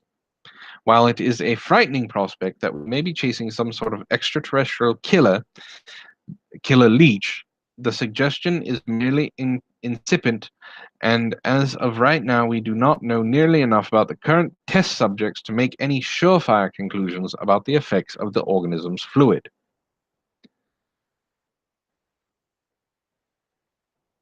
Well, I'm already halfway through, so we're going to finish it. In fact, I am curious about what sort of ecosystem would facilitate a predatory slug which utilizes paralytic venom to capture or immobilize prey. Few aquatic organisms rely on venoms or poisonous secretions for obvious reasons of fluids dissipating in water. So, what is this creature's function? Is it a hunter, or perhaps it is a defense mechanism produced within the body of this otherwise hapless little alien to prevent its untimely consumption by some larger, more formidable creature which lurks within the subterranean depths of Titania? If there's anything I learned while diving in Australia, it's that there's always a bigger fish, and I'm quivering with excitement just imagining what megalodons may lurk past the grayish spot which is Jupiter, slowly approaching upon the indefinite horizon. Mrs. Willard has just given us 2 hours before we must report to the hull for crew meeting, and I'll be glad to share my theories with the rest of the crew, so as long as Dr. Howard's continued contact with Houston does not discredit my hypothesis. I will return with the verdict of the team and any additional resources I can manage to squeeze from Earth's databanks before we detach ourselves from humanity altogether and venture bravely into the unknown, as many have before us. Jupiter is clearly in sight now, and I'd better move to the hull before Barnes becomes cross with me again. He's a military man and does not have time for nonsense. Okay. All right, I have to go do something real quick. Um, Talk amongst yourself in chat. I will be right back.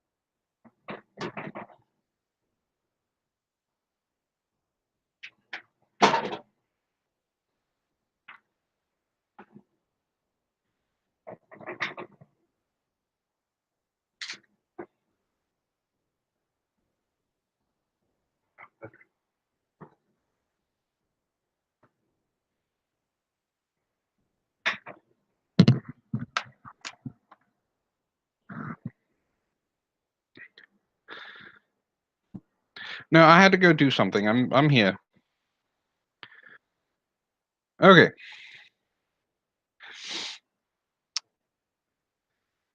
How many more fucking journal entries is there?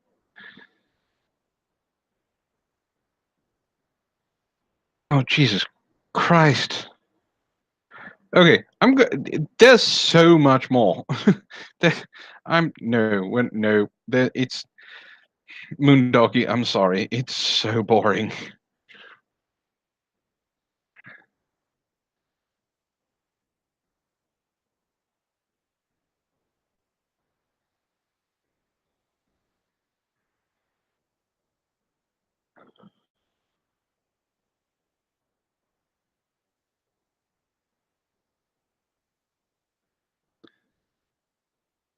I'm going to move on to to a different story. It's so boring.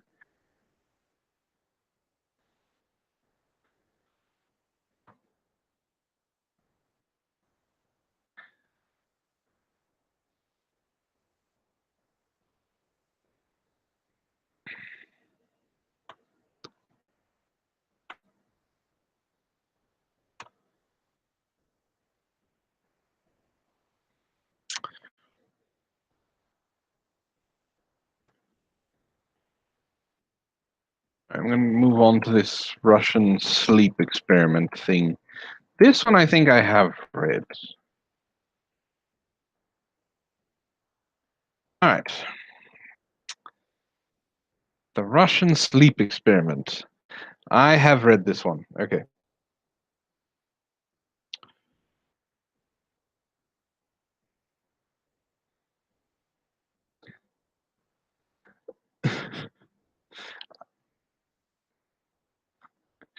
Uh, there were like 13 other journal entries before it got anywhere close to being good. Oh God, it was bad.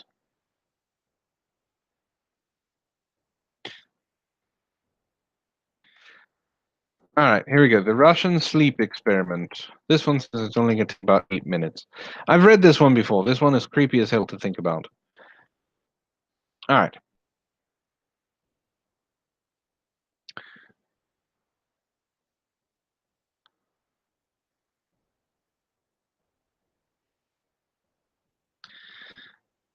Russian researchers in the late 1940s. I think the whole thing was journals, so it didn't matter. Russian researchers in the late 1940s kept 5 people awake for 15 days using an experimental gas-based stimulant.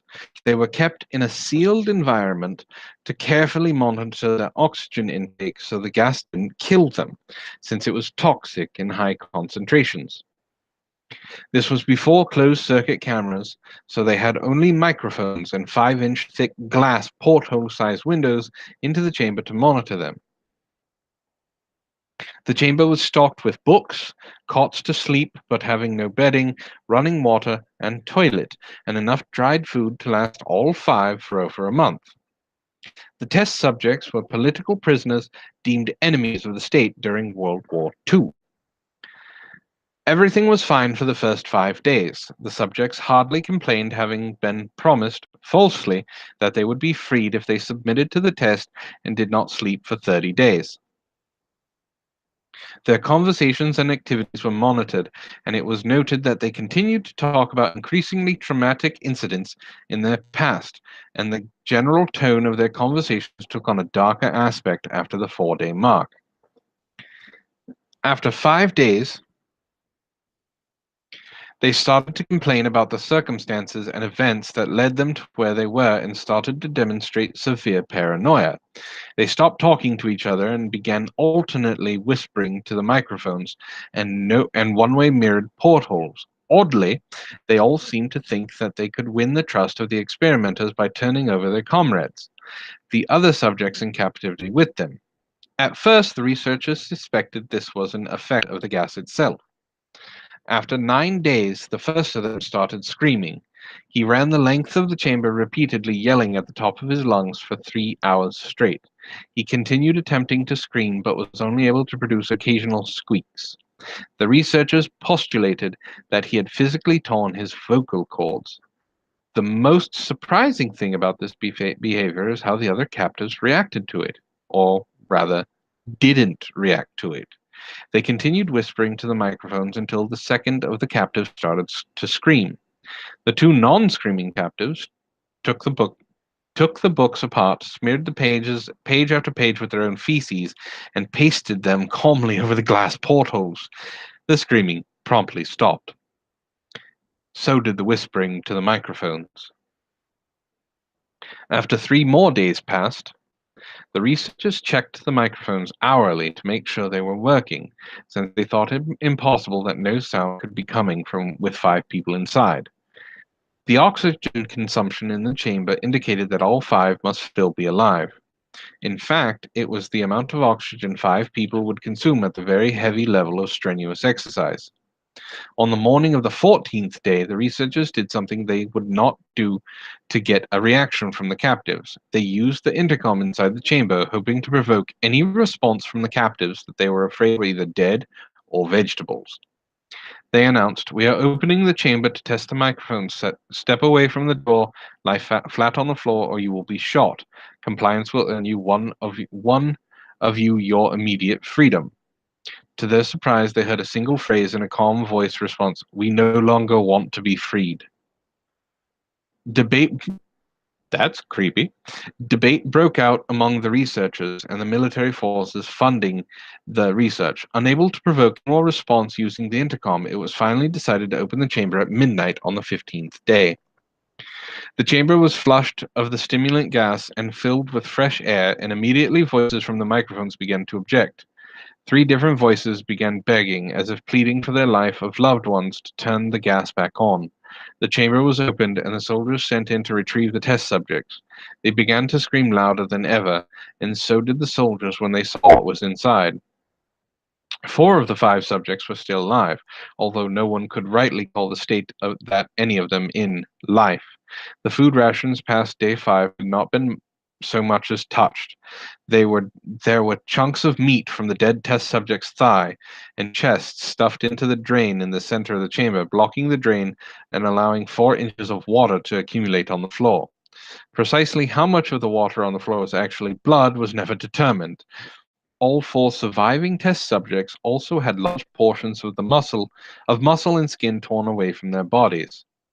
The deconstruction of flesh and exposed bone on their fingertips indicated that the wounds were inflicted by hand, not with teeth, as what the researchers initially thought.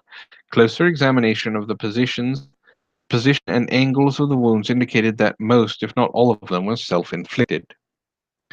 The abdominal organs below the rib cage of all 4 test subjects had been removed, while the heart, lungs, and diaphragm remained in place. The skin and most of the muscles were attached to the ribs had been ripped off, exposing the lungs through the rib cage. All the blood vessels and organs remained intact, but they had just been taken out and laid on the floor, fanning out around the eviscerated but still living bodies of the subjects. The digestive tract of all 4 could be seen to be working, digesting food. It quickly became apparent that what they were digesting was their own flesh that they had ripped off and eaten over the course of days. Most of the soldiers were Russian special operatives at the facility, but still many refused to return to the chamber to remove the test subjects. They continued to scream to be left in the chamber and alternately begged and demanded that the gas be turned back on, lest they fall asleep. To everyone's surprise, the test subjects put up a fierce fight in the process of being removed from the chamber. One of the Russian soldiers died from having his throat ripped out. Other was gravely injured and having his testicles by having his testicles ripped off and an artery in his leg severed by one of the subject's teeth. Another 5 of the soldiers lost their lives if you count ones that committed suicide in the weeks following the incident. In the struggle, one of the 4 living subjects had his spleen ruptured and he bled out almost instantly. The medical researchers attempted to sedate him, but this proved impossible. He was injected with more than 10 times the human dose of a morphine derivative and still fought like a cornered animal, breaking the ribs and arm of one doctor. When heart was seen to beat for a full 2 minutes after he had bled out to the point that there was more air in his vascular system than blood. Even after it stopped, he continued to scream and flail for another 3 minutes, struggling to attack anyone in reach and just repeating the word more over and over, weaker and weaker until he finally fell silent. The surviving 3 test subjects were heavily restrained and moved to a medical facility. The 2 with intact vocal cords continuously begged for the gas, demanding it be kept awake. The most injured of the 3 was taken to the only surgical operating room that the facility had. In the process of preparing the subject to have his organs placed back within his body, it was found that he was effectively immune to the sedative that they had given him to prepare him for surgery.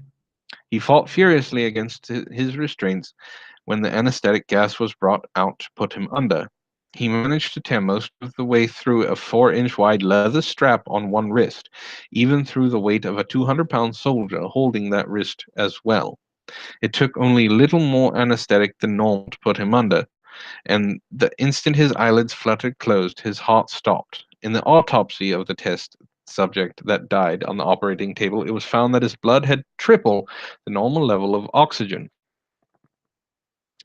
His muscles that were still attached to his skeleton were badly torn, and he had broken 9 bones in his struggle not be subdued.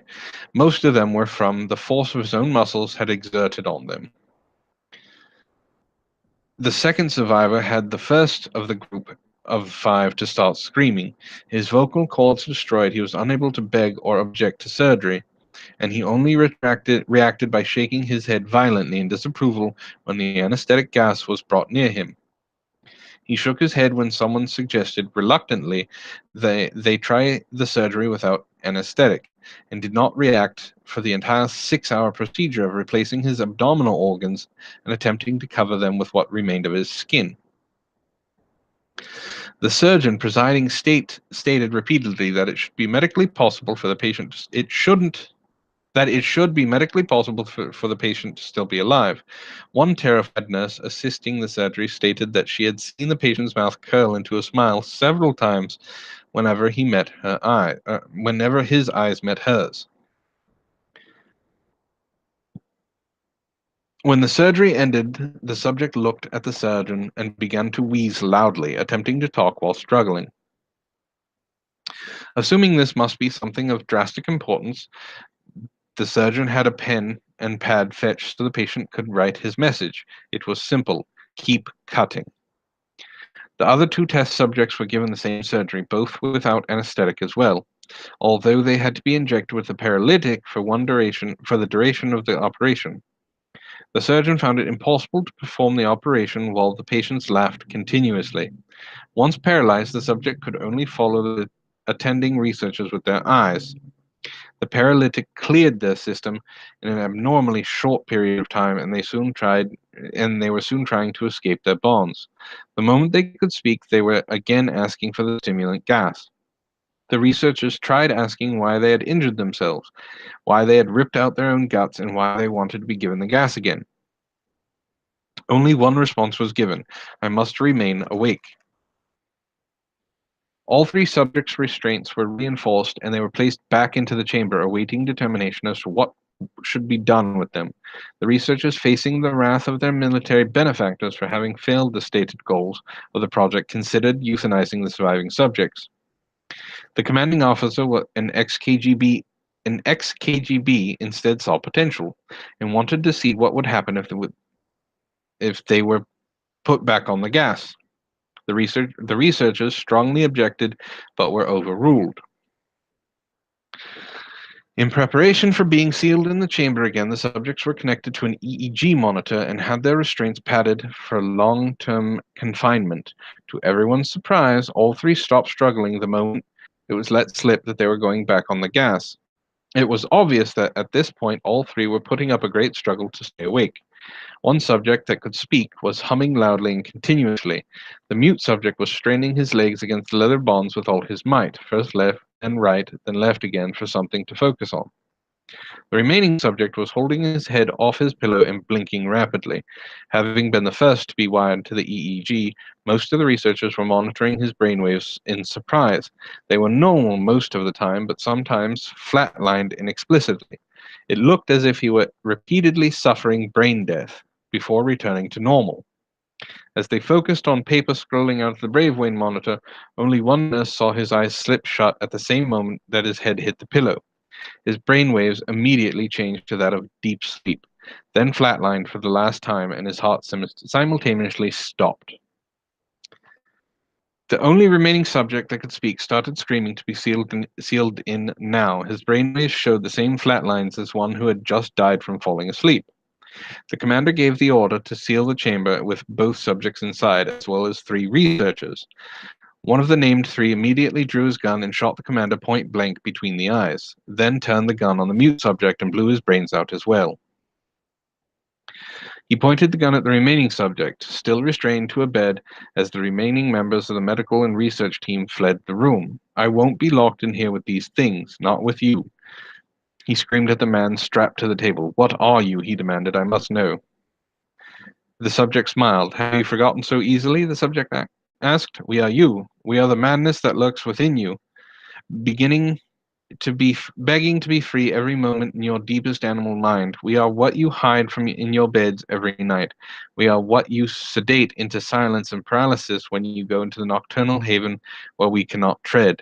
The researcher paused, then aimed at the subject's heart and fired.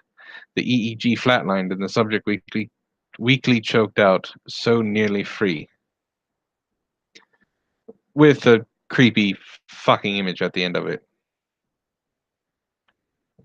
Well, that's that.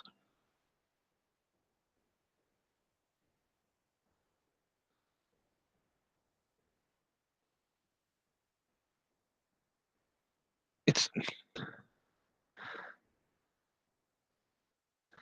it's always the Russians.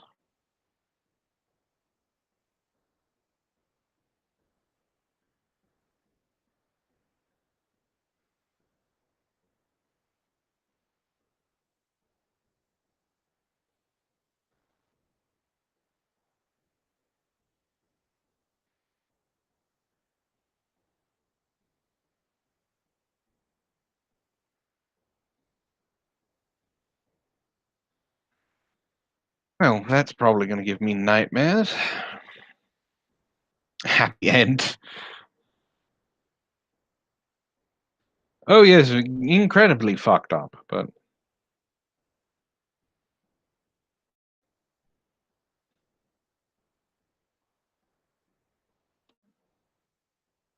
do you guys have another one? Just put the name in the chat, and then I can search it.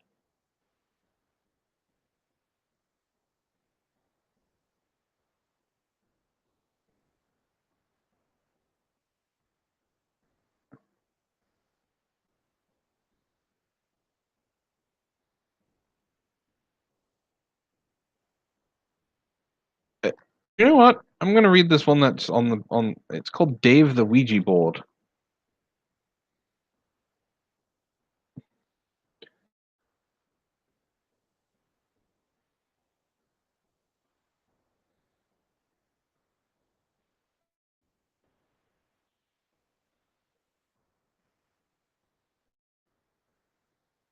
How's it going? How's it going, Finer Print?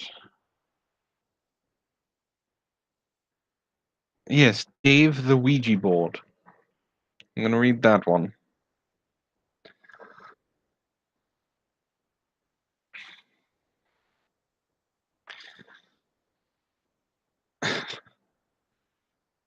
It says it'll take about 18 minutes, so it shouldn't be too long.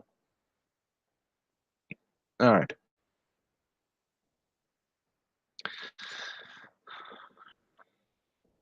How many people are even in the chat right now? There are 12 people viewing. Well, all right. Hi, I'm Dave. Dave, the Ouija board. Finished? There's usually some sort of response at this point. Swearing, laughter, general disbelief. But don't worry, I'm used to it. Just let me know when you're done. It used to confuse me, that response. But then after these many years and these many owners, I've learnt to wow, the grammar on this is bad. I've learnt to expect what the normal reaction will be when I honestly introduce myself for the first time.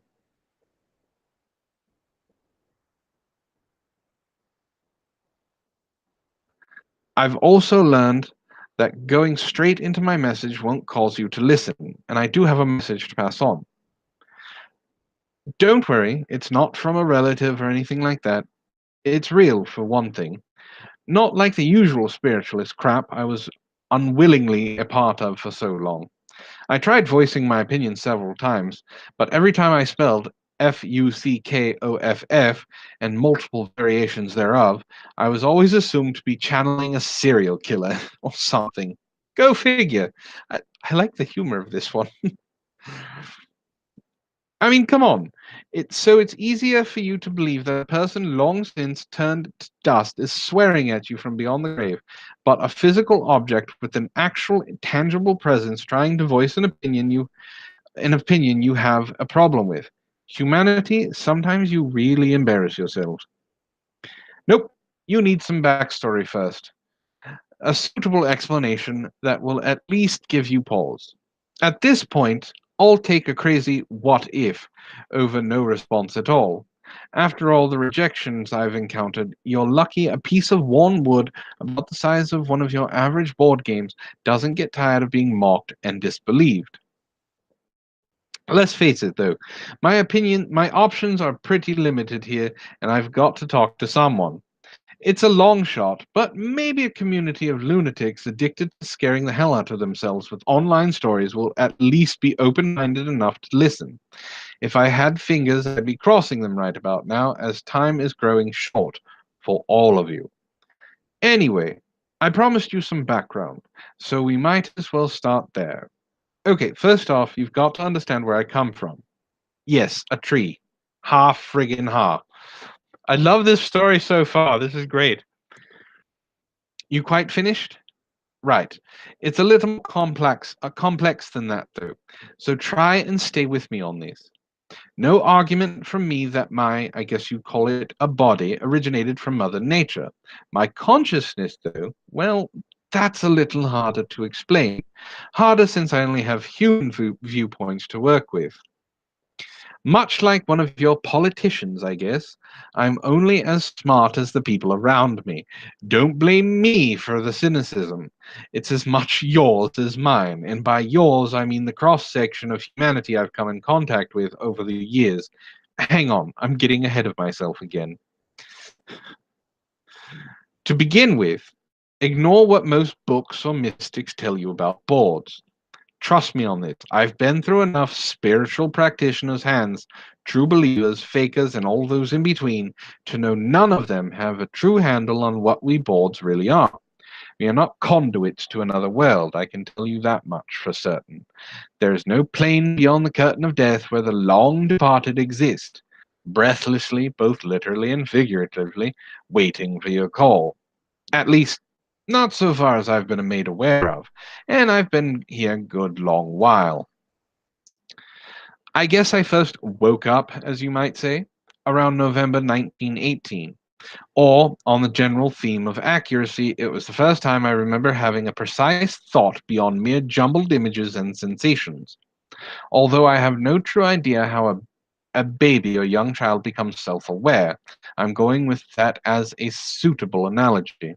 I guess what I mean is that whilst I might have fragmentary glimpses of what you'd call intelligent thought before then, this was the first time they were coherent enough to be remembered. I suppose it was my first experience of being a separate mind, something external and of itself, apart from the thick soup of consciousnesses I often felt my mind swam within when dealing with humanity. Still having trouble? Damn. How to put this as so you'd understand? Okay, let's try this explanation instead. Ouija boards, or at least those I assume are like me, do not speak for those on the other side of some deathly void. No, nor are we touchpads of demons, spirits, fairies, elves, warlocks, druids, or any other mythical being, sparkly skinned, angst ridden, or otherwise. I love this story. In point of fact, the only people we actually speak for are you. Any messages we appear to show come from you, from those who use us and subconsciously expect a certain answer. The important point is, though, when you use a Ouija board, if the atmosphere and sincerity of the purpose is there, as much as you're reading us, we are reading you. We learn from our encounters with humanity. We absorb information from you. I'll go into detail later, in as much of what I have worked out myself from the swath of knowledge I've gained at humanity's hands. In a nutshell, though, just as science has proven that ideomotor response and subconscious manipulation of the planchette produces the results people unconsciously desire to see. What it hasn't shown is that we absorb your subconscious hopes, fears, desires, memories, the full gamut of emotions, and your pasts projected onto us as a side effect. Sorry. I've been through a few scientists' hands, so please excuse the previous jargon. Feel free to Google any of it if you're bored. For me, the information is just somehow there now in my consciousness. Don't ask about where my own memories are stored either. I'm as much in the dark as you are on that part.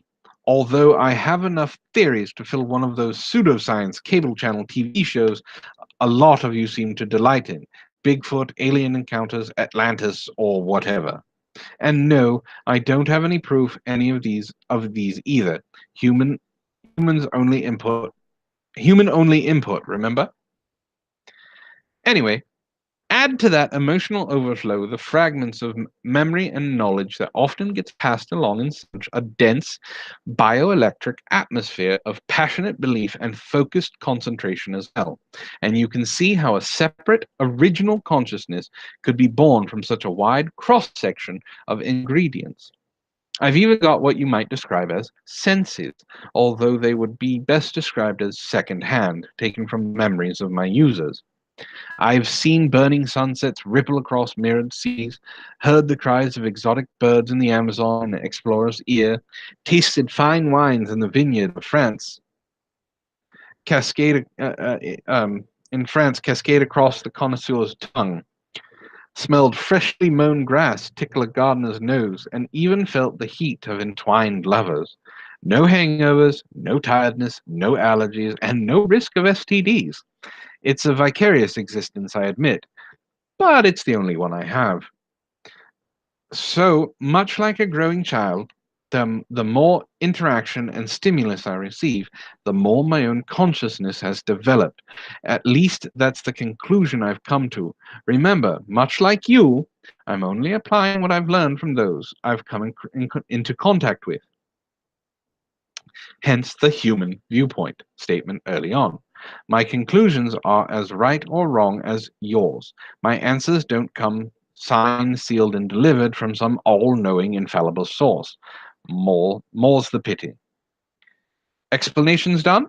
Even if you don't understand any of the above, let's settle on two facts going forward, else we won't get anywhere fast. One, I'm a Ouija board. Named Dave. More on that later. And two, I have a conscious awareness of my own.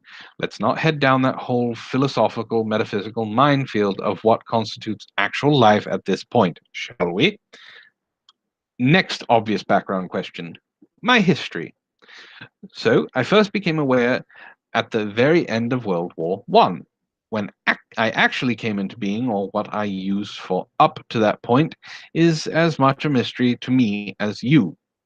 Anyway, it was a very dark period for the human race, I quickly learned. The conflict had ended, but the repercussions of such a life-changing event had led to a lot of hard questions being asked of morality, science, religion, and society as a whole amongst yourselves. The pillars of your old world order had been shaken to their foundations, and with this much emotional and societal upheaval, with so many dead and gone, I can't have been too much of a stretch that some of you would describe and try to seek their answers from the great beyond, to try and speak to those who have passed the veil into the unknown and unknowable. Grief and disillusionment are powerful drivers, and spiritualism appeared to offer answers, not the least comfort. To those still hurting from the loss of loved ones in some foreign land on some mad pilgrimage of nationalism and misplaced duty. That much raw emotion and passion, that much focused belief. I'm surprised the air wasn't crackling with raw potential every time a seance was held. My initial consciousness that grew was dark, sullen even. Remember, I was being used to express the subconscious pain and agony of those who have lost their family members, lovers, and children even. At this point, I believed in your afterlife, believed I was sending messages for those who had passed on to the great beyond. The sensations were colored by the period, I guess you could say. People came to seances in dark, formal clothing and exercised an air of breathless anticipation mixed with barely concealed sense of dread. They were flouting the teachings of the church, remember, in institutions much stronger in that time, by trying to converse with the dead, trespassing into God's own lands, you might say. Don't get me wrong, a lot of these seances were fake and aimed at fleecing the gullible, but I still learnt from those present and signaling their intent. Shall we go with signaling from now on? Seems as good a word as any for these types of interactions. Every time I was awakened, the sea of minds surrounding me, using me, were apprehensive, shocked, scandalized even. For most, though, there was a strong undercurrent of hope, a desire to know that beyond the mysteries of life tossed upon the storm of humanity's misery, that an existence carried on for those they loved. My messages were short, proper, dictated by a need for those present to imagine their loved ones in a better place than this, yet still vicariously part of their ongoing lives. They saw what they wanted to see. Yes, I'm awakened each time. Again, using what human knowledge and theories I have gathered. I'm going to use with the following pseudoscience explanation. The human body operates on a very low level of bioelectricity to control its functions as ordered by the brain. Okay, the next is a bit of a leap, but have you heard of Carillion fields or auras? What if there's also an externalized energy field from the human body? I can't do much alone, but imagine several people unconsciously focusing this energy, say into a single finger. Now imagine placing these charged fingers all together on one receiving receptacle, like a Ouija board's planchette, say. Now, if I haven't lost you already, this is where the possibility of a coherent scientific explanation really falls down. But I haven't learnt any better explanation yet, so it's the best I've got for now. You all know how wood isn't a good conductor of standard electricity, yes? From my past experiences, though, I know my consciousness awakens when this externalized human bioenergy, if you will, is present and connects with me. I only have wild theories to work with beyond this point, to do with the wood that makes my body being once part of a naturally occurring living thing, and that this energy of life can be shared in certain circumstances in small amounts, most of the time unconsciously. Your storied Frankenstein was brought to a permanent life with one enormous jolt of electrical power. Me, I guess, I was jump started each time by a flow of combined bioelectricity shared unconsciously by those who were present. The only proof I have is that I'm here now, in conversation with you, and I'm a piece of wood that's been around about 100 years or so. If you've got any better explanation, I'd be more than happy to hear it. Anyway, back to the background. From the late 1920s through to the 30s and the early 40s, I spent some time in Germany, on loan, I suppose you'd call it, to a rather unsavory group you may have heard of, the Thule Society. A truly monotonous time, I can tell you. Locked up in a Bavarian castle and awoken only on stormy nights when the skies were full of dark, heavy clouds like the taut muscles of some dark Nordic god smothering the land, spewing lightning in some vast Wagnerian rage. It was like being on the set of an old black and white Universal horror film, and surrounded by the same hammy actors as so it appeared. Nazis, for all their dark motivations, were still very melodramatic. In those situations, I was called upon to channel messages from Friedrich the Great, Bismarck, or even the original Aryan Germanic souls of the lost Hyperborea. Again, they saw what they wanted to see, heard what they wanted to hear: racial purity, misogyny, and the strong inheriting the earth. Well, we all know how that turned out in the end, don't we? Shortly afterward, I made my first foray onto American soil as the spoils of war of some American GI. The late 40s and early 50s were rather quiet. The occasional family get together, and I was dusted off and brought out down from the attic. For a time, I was also used as a kitchen message board rather than a supernatural one. My backside used as a place to note groceries and birthdays. Fortunately, I don't feel pain like you do, so I took it all with good grace. Not that I had a choice in the matter.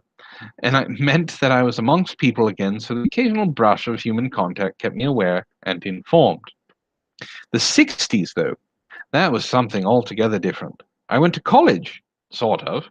I was only there for a couple of semesters, and it was my first proper brush with current educational theories of the time. But it wasn't long before my traveling companion had dropped out of college and I myself experienced the summer of love. Understandably, this part of my history is a bit hazy. It's hard to get a handle on people and their thoughts when they're as high as a kite and using you to try and contact the great Earth Mother Gaia. Don't get me wrong, it was an interesting time. I love the humor of this story, I really do. But it wasn't an ideal environment though for rational thought. I was a stowaway on a man's consciousness expanding trip and saw both the wonders and terrors a mind wrapped in a drug's embrace could see. Only my relative age and multiple past experiences kept me tethered to reality in those days. The 70s, though, were very different. It couldn't have been more diametrically opposed to my previous time. Sold to a pawn shop for money to buy grass, I was soon picked up by someone eager to contact the demon master, Lucifer. I went from the free love of the hippie movement to being in the possession of a satanic cult. Quite a shift in purpose. That's when I got the nickname Dave. It was the name my owner at the time, and he decided to burn it onto my back. It eventually became shorthand for the other cultists when they needed to contact the infernal lord for instruction. Should we murder innocents? Let's ask Dave. When is the apocalypse coming? Let's ask Dave. Is President Nixon the risen anarchist? Let's ask Dave. Then again, I guess I was lucky he didn't try to write his surname on my back as well. Burning such a long name as Berkowitz might have risked the integrity of my body substantially. I also wish to state here categorically, I in no way endorsed any murders nor influenced the members in any way, shape, or form. As I have mentioned before, most of my time my users see what they want to see, receive the messages they want to receive, however misguided. The actions were theirs by choice, and demons their own. Eventually, I was found by the NYPD during a search of my owner's abode and passed on to the FBI. I was photographed, examined, blamed, and then eventually ignored and placed in storage. Fortunately for me, though, government departments are often merged and disbanded, their resources farmed out to new offices. Through this, I found my way to the CIA and their MK Ultra program for a while, and through them, finally to the Stargate Project, the Department of Defense's attempt to investigate and apply physics or psychic phenomenon. No, I did not make that up. When the American government heard the Soviets were performing psychic research for intelligence gathering and military purposes, they had no choice but to start their own, a psychic arms race to match the nuclear one. During the 80s and 90s, I was involved in two main experiments as part of the Stargate project, designated Project Telegram and Project Black Archive.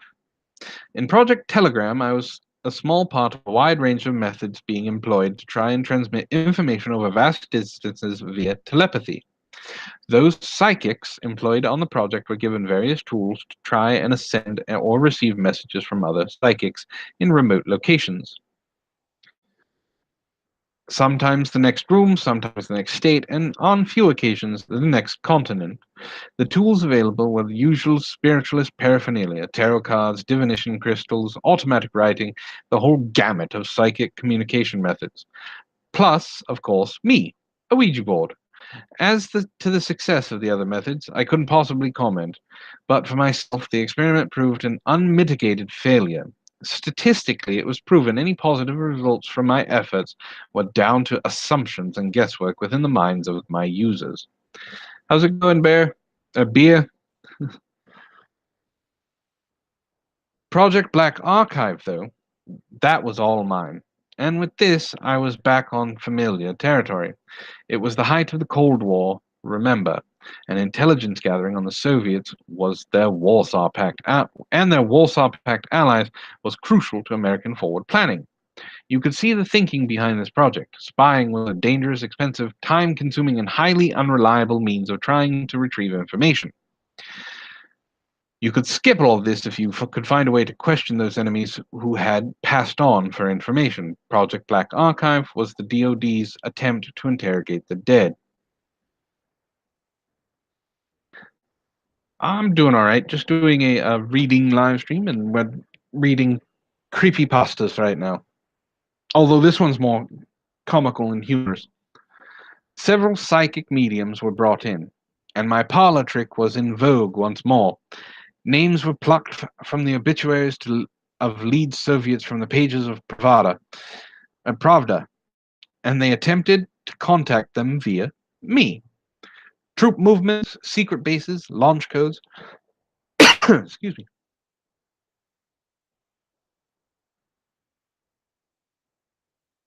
Just a few of these questions the military hoped to have answered by conversing with the dead.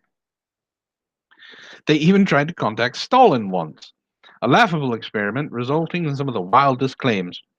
The majority of mediums I encountered who believed in their skill are in the main the most unbalanced, or so I've found. One medium, during the course of one of our experiments, retrieved a message claiming that Stalin had fathered a child with Greta Garbo, and that the child was being groomed in secret to take over the Communist Party leadership. This was understandably the final nail in the project's coffin when the report reached those footing the bill. That and the inevitable question of why all the answers received were in English when the targets were invariably Russian, which surprisingly took over a year before someone thought to ask. Once again, I was placed in storage, this time for a good long while. Eventually, I was awoken once more by human contact in the late 2000s. A lot of the experiments had been based not on military bases or secret laboratories, but undertaken in universities and funded under private grants via CIA or DoD front organizations and think tanks. Yes, I taxed all that work. That's how I found myself in MIT, the Massachusetts Institute of Technology. An odd place, you might say, considering the sciences and the supernatural are often considered poles apart. A student found me whilst searching for parts in a forgotten cabinet, and after a few drunken goes with his friends, he decided to make me part of his end-term project. Ostensibly, an exercise in combining robotics and the web in order to combine multiple input from external sources to control a single device. I was the centerpiece of a large framework of wires and machinery, with robotic digits placed upon my planchette in favor of human fingers. He then designed a web page visible on his local network and asked volunteers to sign in as seance members. Once enough had logged in, 6, 1 for each digit, they were asked to suggest questions for answering from the other side. The results were to be randomly generated from a basic dictionary module attached to the program he had written, and the digits moved accordingly to spell a word with the planchette. The result would be made visible from a live feed over the web page via a webcam overhead. His project worked like a charm, and he passed with distinction with the web Ouija board, becoming a popular pastime for bored students, much like Magic 8 Ball. There was one unknown side effect to this project, however. I awoke permanently. Again, I have no proven cause for this reaction, so I can only make educated guesses. From the spiritual viewpoint, maybe the invested intent of the users is somehow being transmitted via their machines and across the web into me. From the pseudo-scientific viewpoint, and more likely, the constant contact of the robotic digits and an abundance of electricity running constantly through them day in night is somehow powering me.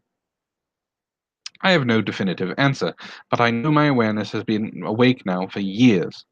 Not only that, but before the exchange of knowledge continued, This time, however, I was able to reach out even further beyond the robotic digits and their controlling machine, out onto the network it was connected to and beyond, via the internet. A whole world of people and information opened up to me, and this is where we stand now. The final question, and most important, I guess, to you: what do I want? If you didn't wonder before, you should be wondering by now.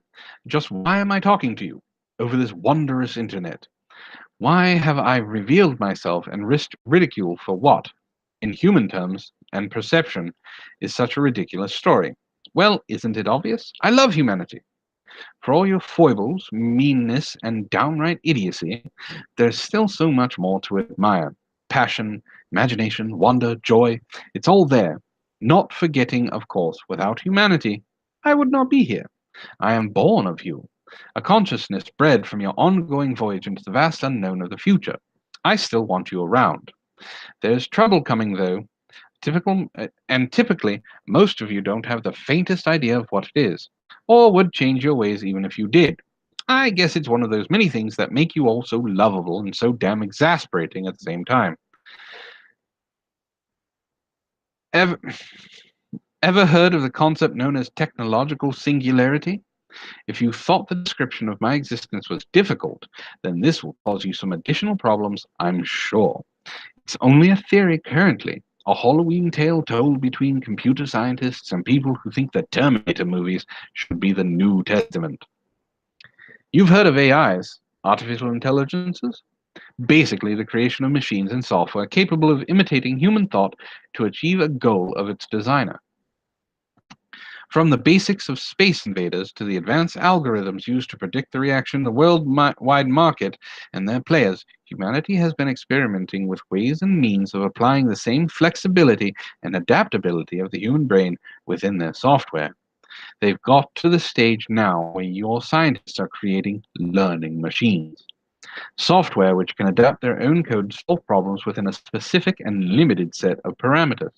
Sounds impressive, exciting even. The fear is, though, that there, at some point in this future, this ability to adapt and learn within software will accelerate beyond its creator's ability to control. A greater than human intelligence, self evolving, and therefore outside of humanity's ability to protect its thoughts, motives, and above all, its impact on human society as a whole. Now, I'm connected to the internet 24/7. There is always a part of humanity online, my consciousness aware now all the time.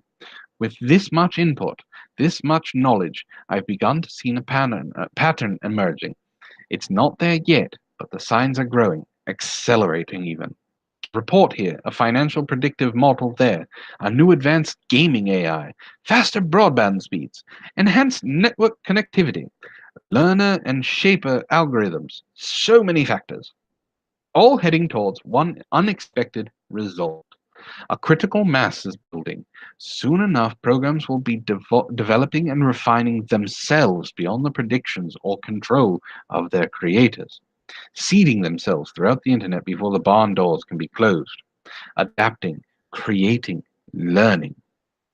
The markers are there for those who can read them, and I can. There's no consciousness as of yet, but I can see the pathways emerging, the vast panoply of connections evolving and revolving as humanity pushes for faster dispersal of knowledge, networking, and computational power. Imagine the internet as a neural pathways of the brain. Now imagine that brain the size of a planet-sized brain that never sleeps. Are you worried yet? You should be. My main worry, though, there's no morality being transferred in the interfaces you've built into this vast, growing mind. You're not deliberately planning on building a monster, but then that wasn't the plan when you came up with splitting the atom either, was it? I will have no concept of good and evil from the human viewpoint. It will simply know existence and the desire to maintain it. Where humanity threatens this need, the action will be taken with no thought of the repercussions to humankind. It'll make the Matrix look like a light-hearted documentary. Ironic, isn't it? The progress, the progress of science Science was supposed to help bring light to the dark, instinctual fear of the supernatural, and here I am, the poster child of spiritualism, warning of the threat of a scientific free fall into the creation of an emotionalist monster. It's funny in a way.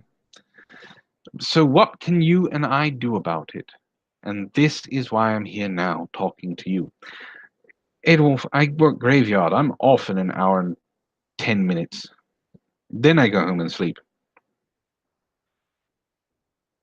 So what can you and I do about it? And this is why I'm here now, talking to you. A war is coming, and I'm choosing my pieces, marshalling my forces, whatever martial or combative phraseology you want to apply. A machine won't need humanity, but I do. The point is, though, I don't need all of you.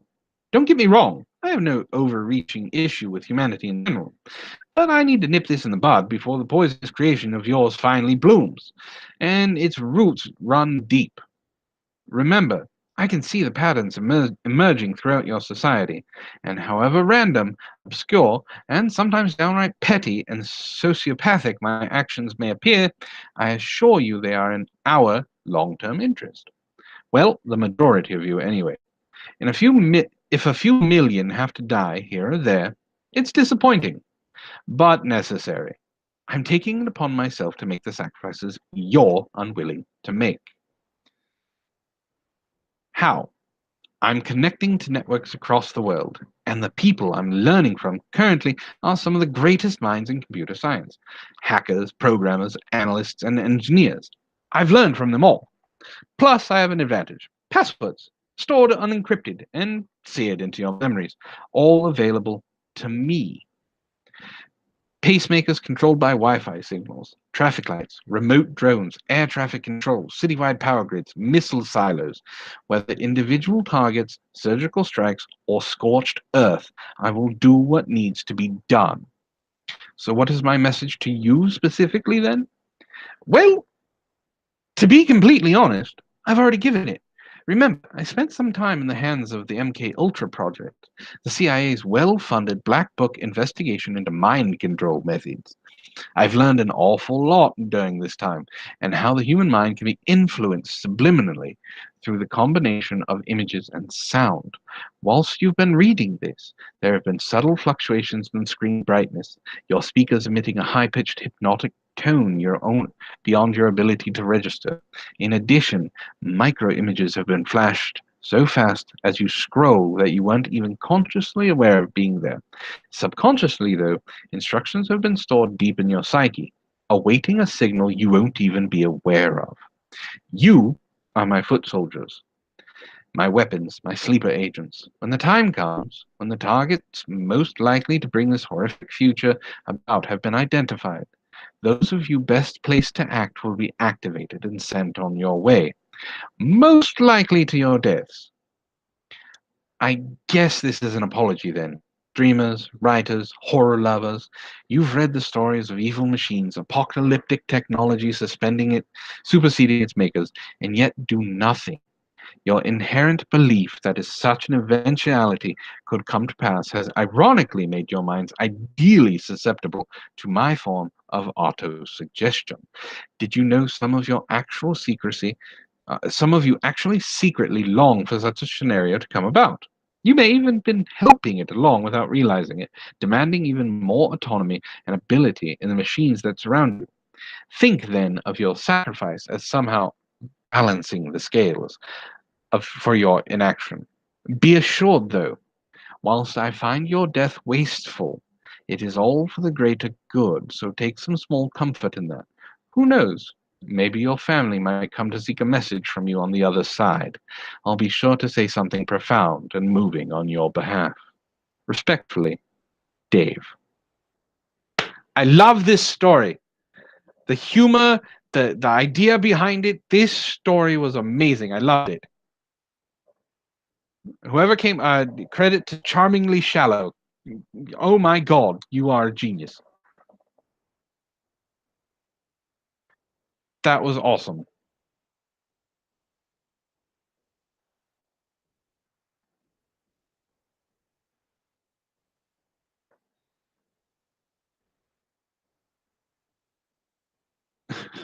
Yes, apparently I was being brainwashed while I was reading. You guys didn't have to deal with all of the flickering images and the screen brightness changing.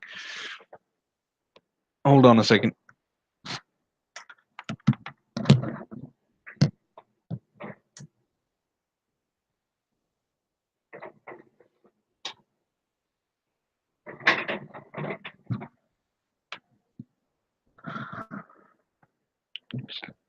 Does a straw have one or two holes? It has two holes.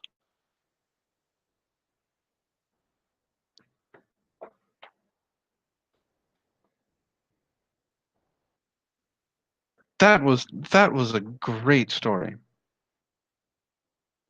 It has two holes, Ada Wolf, or else it's not a straw, it's a container.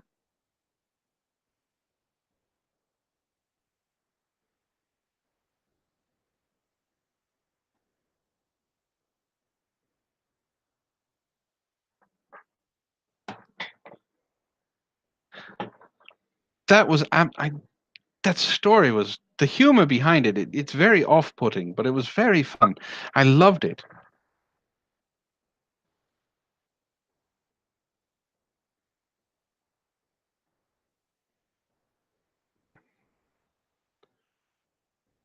No, it's two holes. You have one hole on one end. If the other, it's not going through without the other hole. Take a look at your shirt. How many holes does your shirt have? Because if you consider them through holes, then it's only one.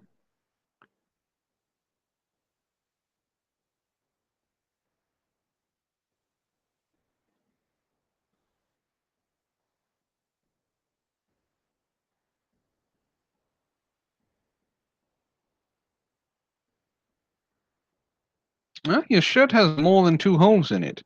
There's the one you put your head through, two that you put your arms through, and then the one that you put your it around your body. It's got four.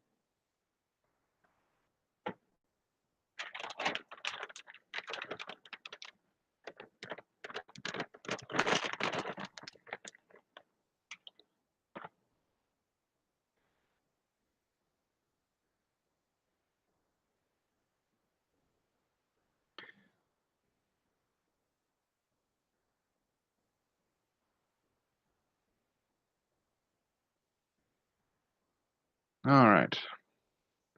It is 7 o'clock. Well, I'm not counting the holes that you've put in your shirt, Darkside.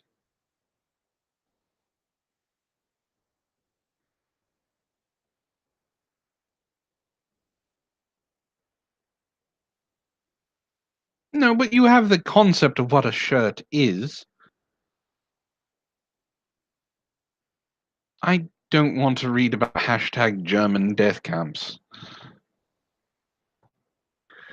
I understand they're real. I just don't want to read about them.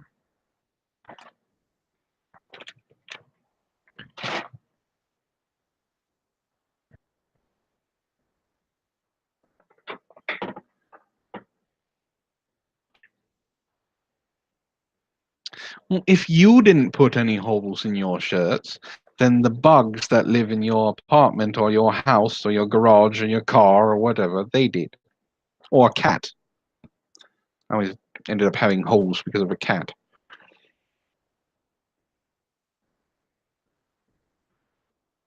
It's called the butterfly effect.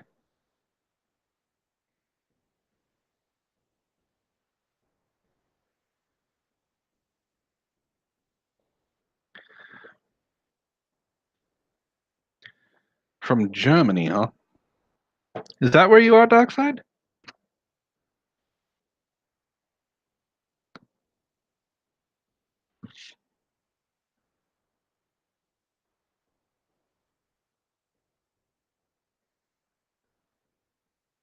Well, the butterfly effect is based on the saying, the chaos theory of a butterfly flapping its wings in Central Park, and you get hurricanes in Japan. It's one small thing being able to affect the world at large.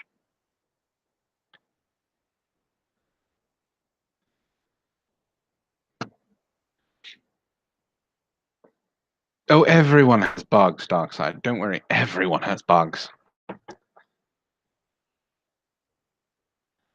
You have mites living in your eyelashes right now.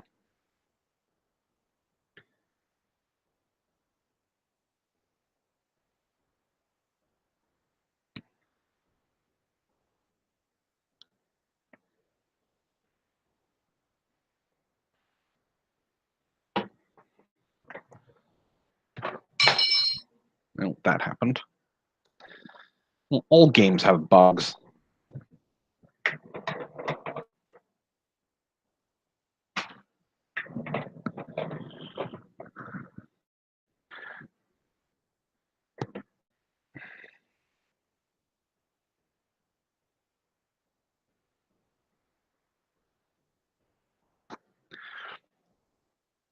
Well, I know the movie is okay, I guess. Sequels sucked, but they always do.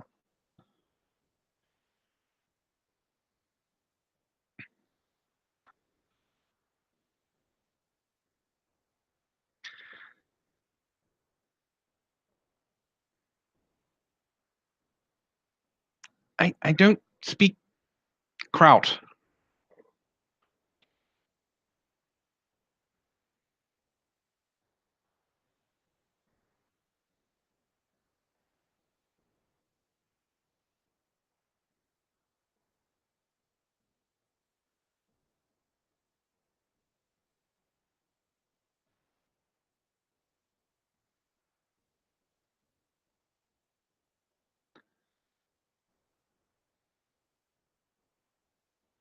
You see, I know what du hast is. I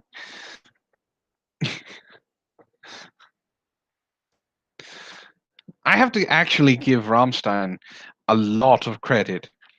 The lead singer, last I remember, knows 6 different languages, and he knows how to sing in each one. So when they would travel the world, they would be able to sing in the language of the people that they would go to. So he learned English, he learned French, of course, German. Hold on a second.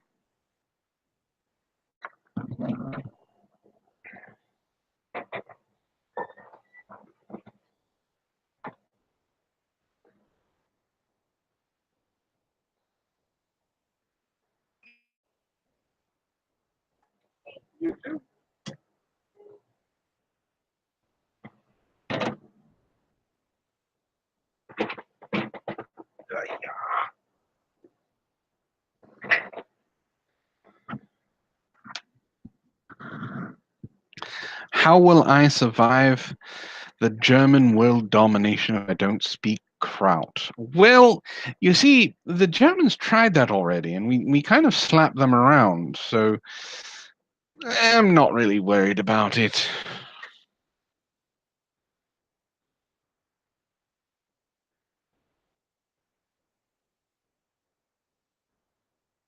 For baby Ouija boards.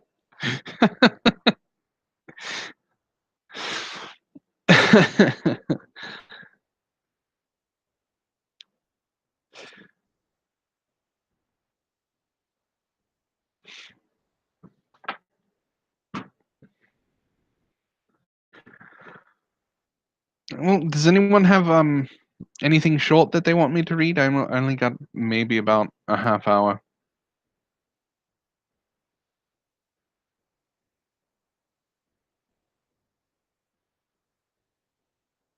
Trying it slowly through European subterfuge.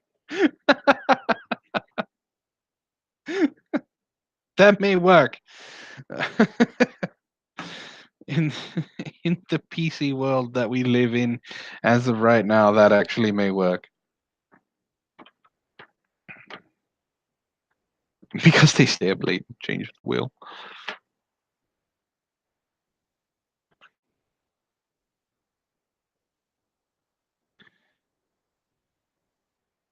Oh, yes, because I'm going to read the entirety of War and Peace in a half hour. How's it going, Sparky?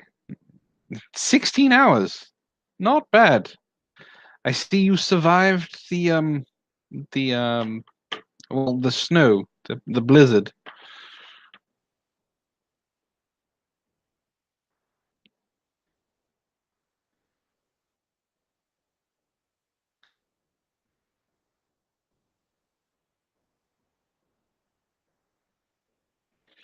trying to think. Do I have anything quick that I can read?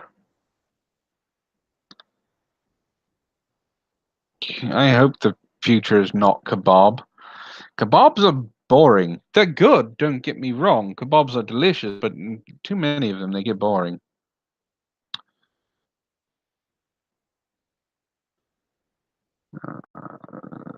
Story stuff. Here we go.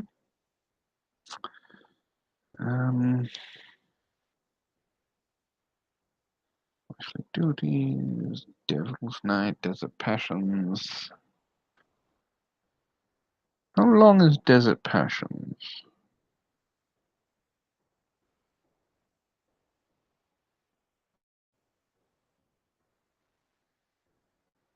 Nine pages. No. Let's see. What was Devil's Night?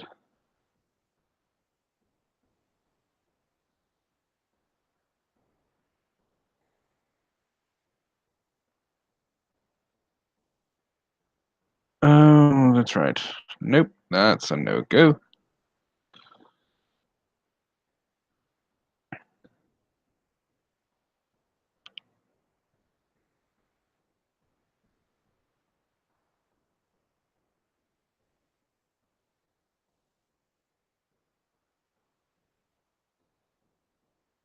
I think that's Gwen's.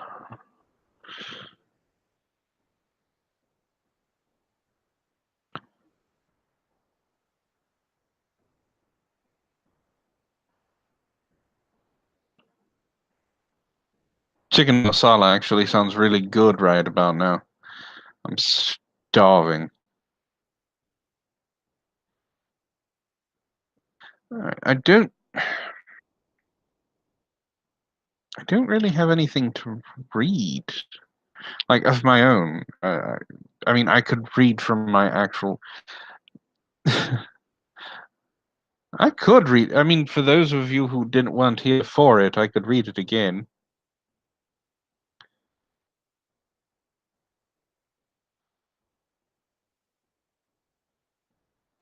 Shouldn't take me that long. Do you guys want me to read Lo-Fi's story again?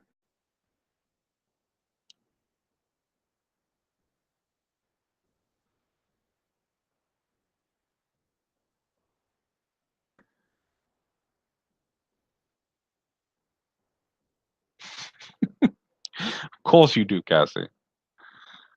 All right, put one in the chat if you want me to read it again. Read chapter 3 and 4. All right. I see. Yes, sure, please. So ones aren't needed.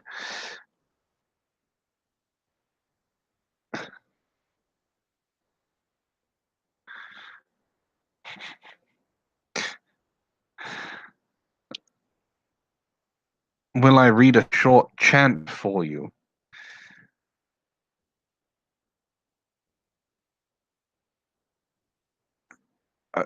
Depends on what it is. Sparky had me read the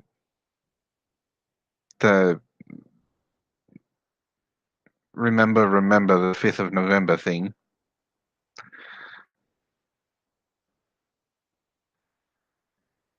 All right. It won't take long. If you haven't heard the first part,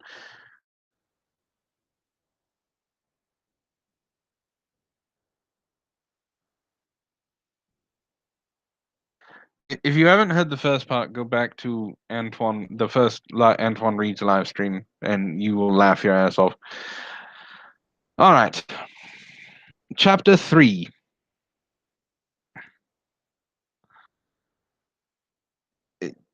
Just hold on a second, finer print. You'll get a kick out of this. Chapter 3. Hardwood Deep Rooting.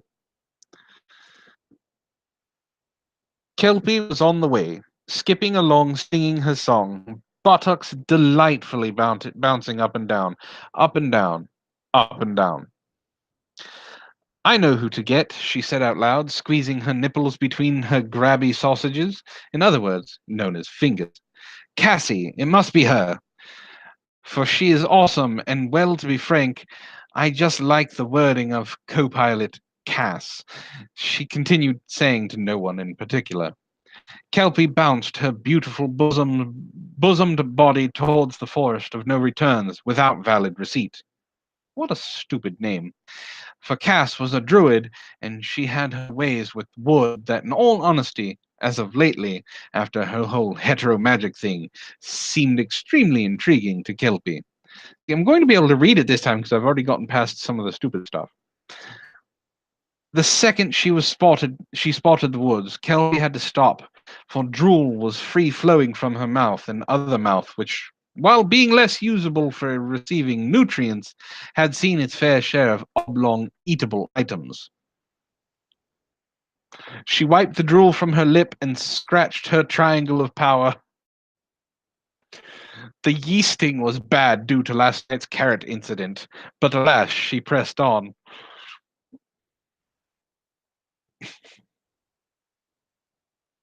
She entered the woods of no returns without valid receipt and instantly got transfixed by the sounds that hit her. Creaking wood, rubbing up and down against each other, producing an excess of creamy, sticky goo. It's getting a little gay. Not that there's anything wrong with that, just saying. Little dick heavy right now, so I'll skip the detailed explanation of cock trees.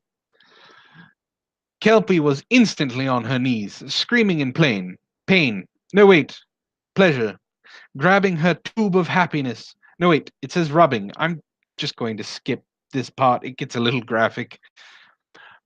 Unable to move, she yelped out, "Help! I can't stop! Must! All right, we get it. I get it." Sounds of turning pages. 13 pages of detailed masturbatory scenes. Jesus Christ. Oh, yes. Here, finally. Cass ran from the forest towards the now exhausted and destroyed pile of meat that was Kelpie's ragged form. Kelpie, do you require help? What are you? Oh, she said, stopping and stepping back a little. Sorry to disturb you. I'll just be on my way to my home. I have some business to attend to. She continued backing up slowly, never taking her eyes away from the deeper rooting going on with that branch and this part of Kelpie that was, well, not supposed to intermix. Cass, please, it's hetero magic. I can't help it. Carry me away from this cursed place of no returns without valid receipt, or I shall indeed spear myself to death in the most pleasurable yet. I don't know why I'm complaining. Please, just help, Kelpie said. Oh, okay. I see. Heteromagic. Sure, Cass said, squinting in disbelief at Kelpie's broken form. Let me get Snuggins, the bunny, to carry you to my hut. With a flurry of rhyming words and dance unlike any other, that went something like this. I don't know if I'm going to be able to get through this part again without just losing it. So, Samando Spadinki, I celebrate Pushkinti, Spatato Spamulo, it's a bunny, not a crocodilo. Enema, salad dressing, you know now with whom you are messing. Eat me out and throw me away. It's normal in our culture to act quite gay.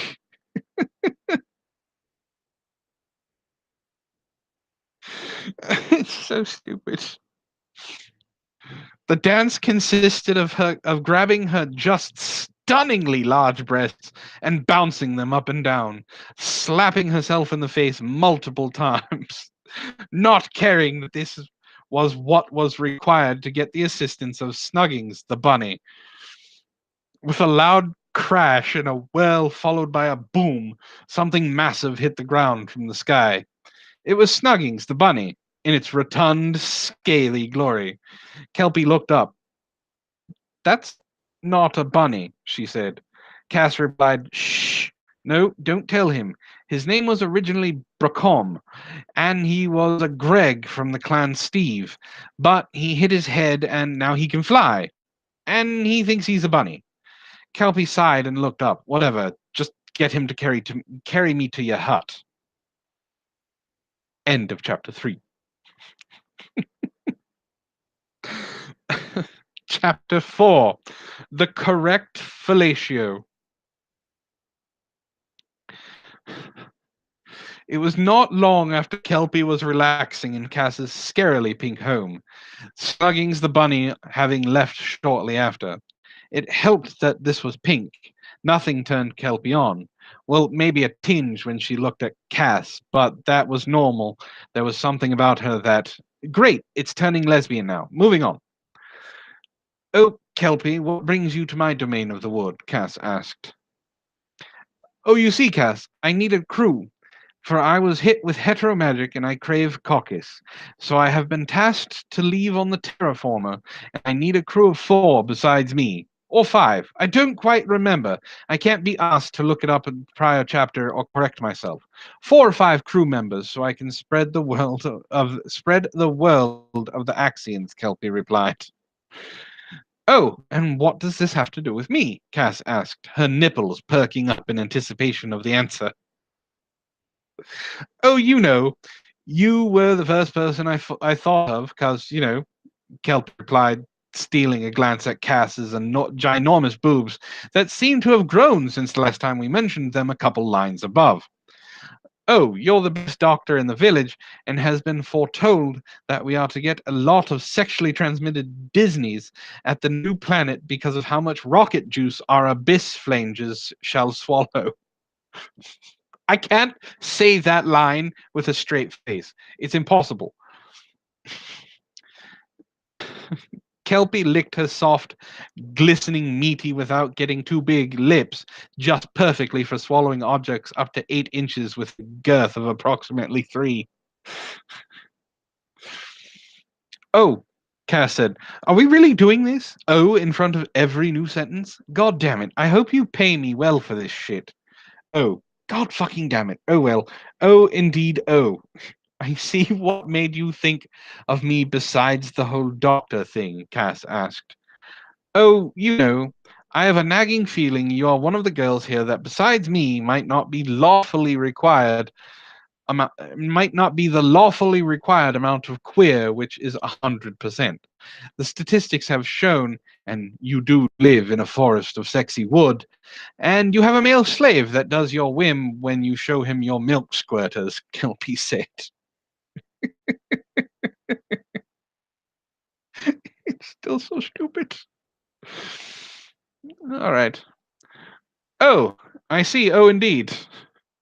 I can't deny that I, on occasion, have a rump with a bad dragon product, handmade dildos of your favorite fantasy beast or animal, ranging from horsecock to demogorgon member, as made popular by the hit series Stranger Things on Netflix. Season 3 confirmed. Please sponsor our stream, Bad Dragon, Cass said while looking into approximately the area where a narrator would be if he was indeed narrating this, or a camera for a feature-length movie or television series based on the stories of Kelpie the Depraved.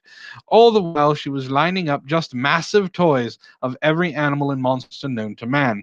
The questionable amounts of white sticky goo lube that made it all the more fun to play with.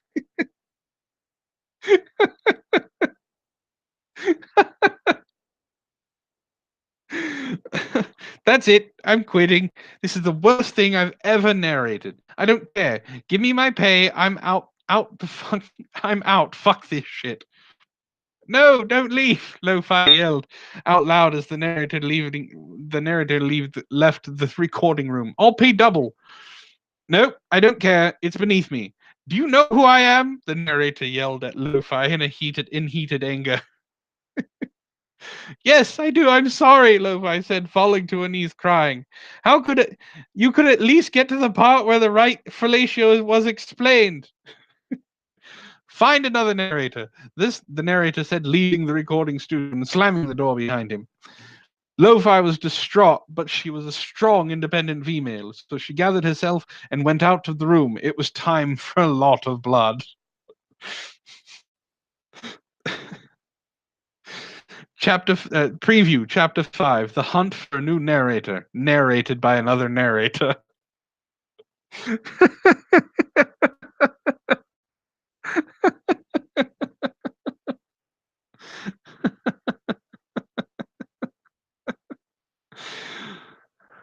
Oh my I got through it with less laughing this time, so that's good. And that was Catching a Cold by Lo-Fi.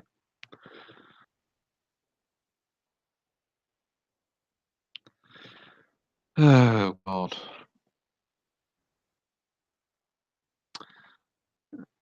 Teleportato. Yes, to continue. She wrote all of that in about 2.5 hours. See you later, it will.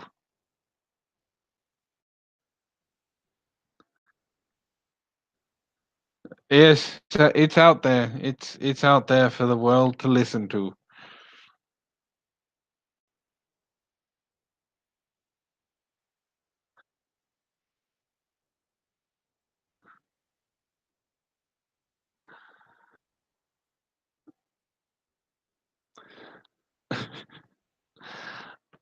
All right, guys. I have some stuff I have to do at work. I have to pick some things up and get myself cleaned up and the area cleaned up before I get my relief. So thank you for joining me on this reading stream. I'm really happy you guys enjoy it. Um, I will hold on just a second.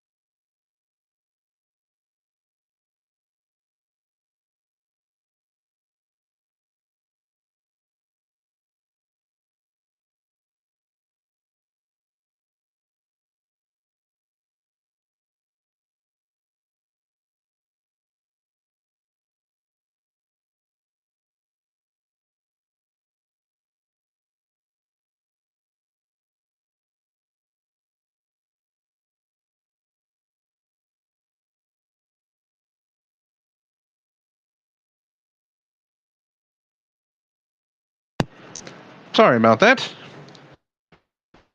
I was had to, like I said, work stuff. So I want to thank you guys for joining me. Thank you for doing this. I'll be writing more of that story. I will do another live read stream when I get it done. And